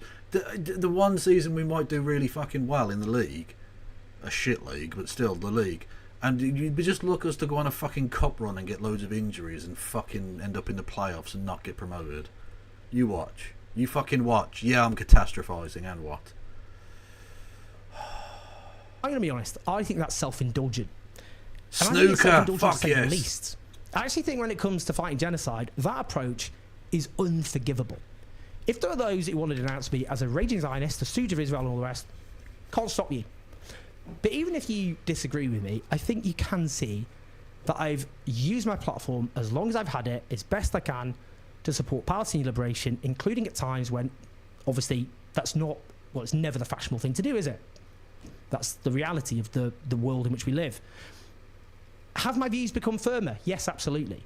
But I've always been on this side. And to conclude, and I hope this sets the record straight, and I'm sorry this is self-indulgent and wasting time and energy, I'm not that interesting. And I'm actually not that complicated. I don't have a load of secret ulterior motives. I'm just doing my best to use my platform as effectively as I can in what is, I'm sorry to say, a very dark period in human history. True. And a period which is, I'm afraid, only going to get darker still. Now, my commitment is to keep doing everything I can with my platform, as long as I have it, to oppose one of the worst crimes of our age. And all I'd say is, I hope that should be the focus of everybody who has a platform right now. You would hope so, but unfortunately not. Unfortunately, many people just want to... Some people just want to watch the world burn. I just want to watch some slop. Please like and subscribe. As ever, leave your thoughts. No. I want to hear your thoughts. Critique me, fine. Honestly, please do. You know, I like being critiqued. I've learned that way. We all learn that way. Just, you know, think things... You know. I don't. If you've got criticisms of me, keep them to your fucking self. I'm not interested. Dickheads. You know, people can be reasonable as well, but you can be unreasonable. It's your call. Do share the video, including to those who obviously think I'm a crazy right-wing Zionist. You can help us as we expand our operation at patreon.com/OwenJazz84. Listen to the podcast. You'll see, I'm hiring this brilliant person. We're expanding. That's all thanks to you. Yeah, okay, shilling done. Okay. What is this? Some people want to watch the world burn. Get some inside tips from Chink. Oh no. Who bets on something like that? You're fucking mental. So Polymarket, the TYT sponsors, but pardon me, the Peter Thiel shithouse thing, whatever.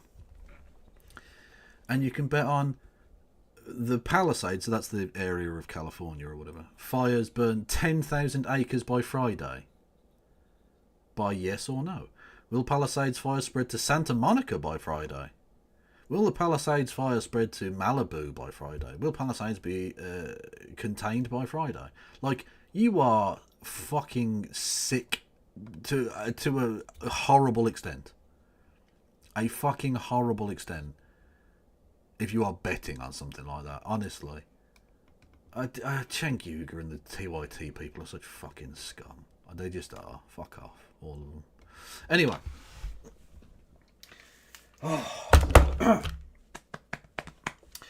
Yes, ghoulish is the word for it, yes. Yes, what was I saying? I've totally fucking forgotten. Anyway, yes, I'm going to fuck off now. I'm going to go and eat some food. And be merry. Who is on YouTube that I can send everyone over to?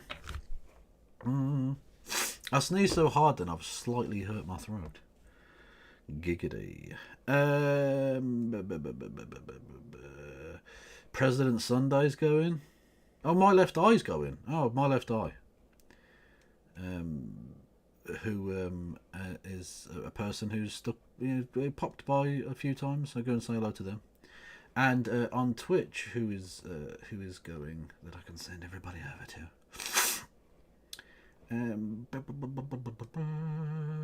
Tina motherfucking 2. Okay.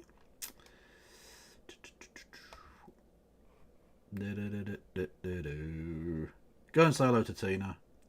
And I will see you all probably tomorrow, I think, because I think Question Time makes its return. So hopefully, No Justice and I will resume our regular Thursday swan dive into the cesspit of British politics that is Question Time. So look forward to that. Or not. Whatever. Thank you all for listening and watching. You people are fucking amazing. Free Palestine. No pass around.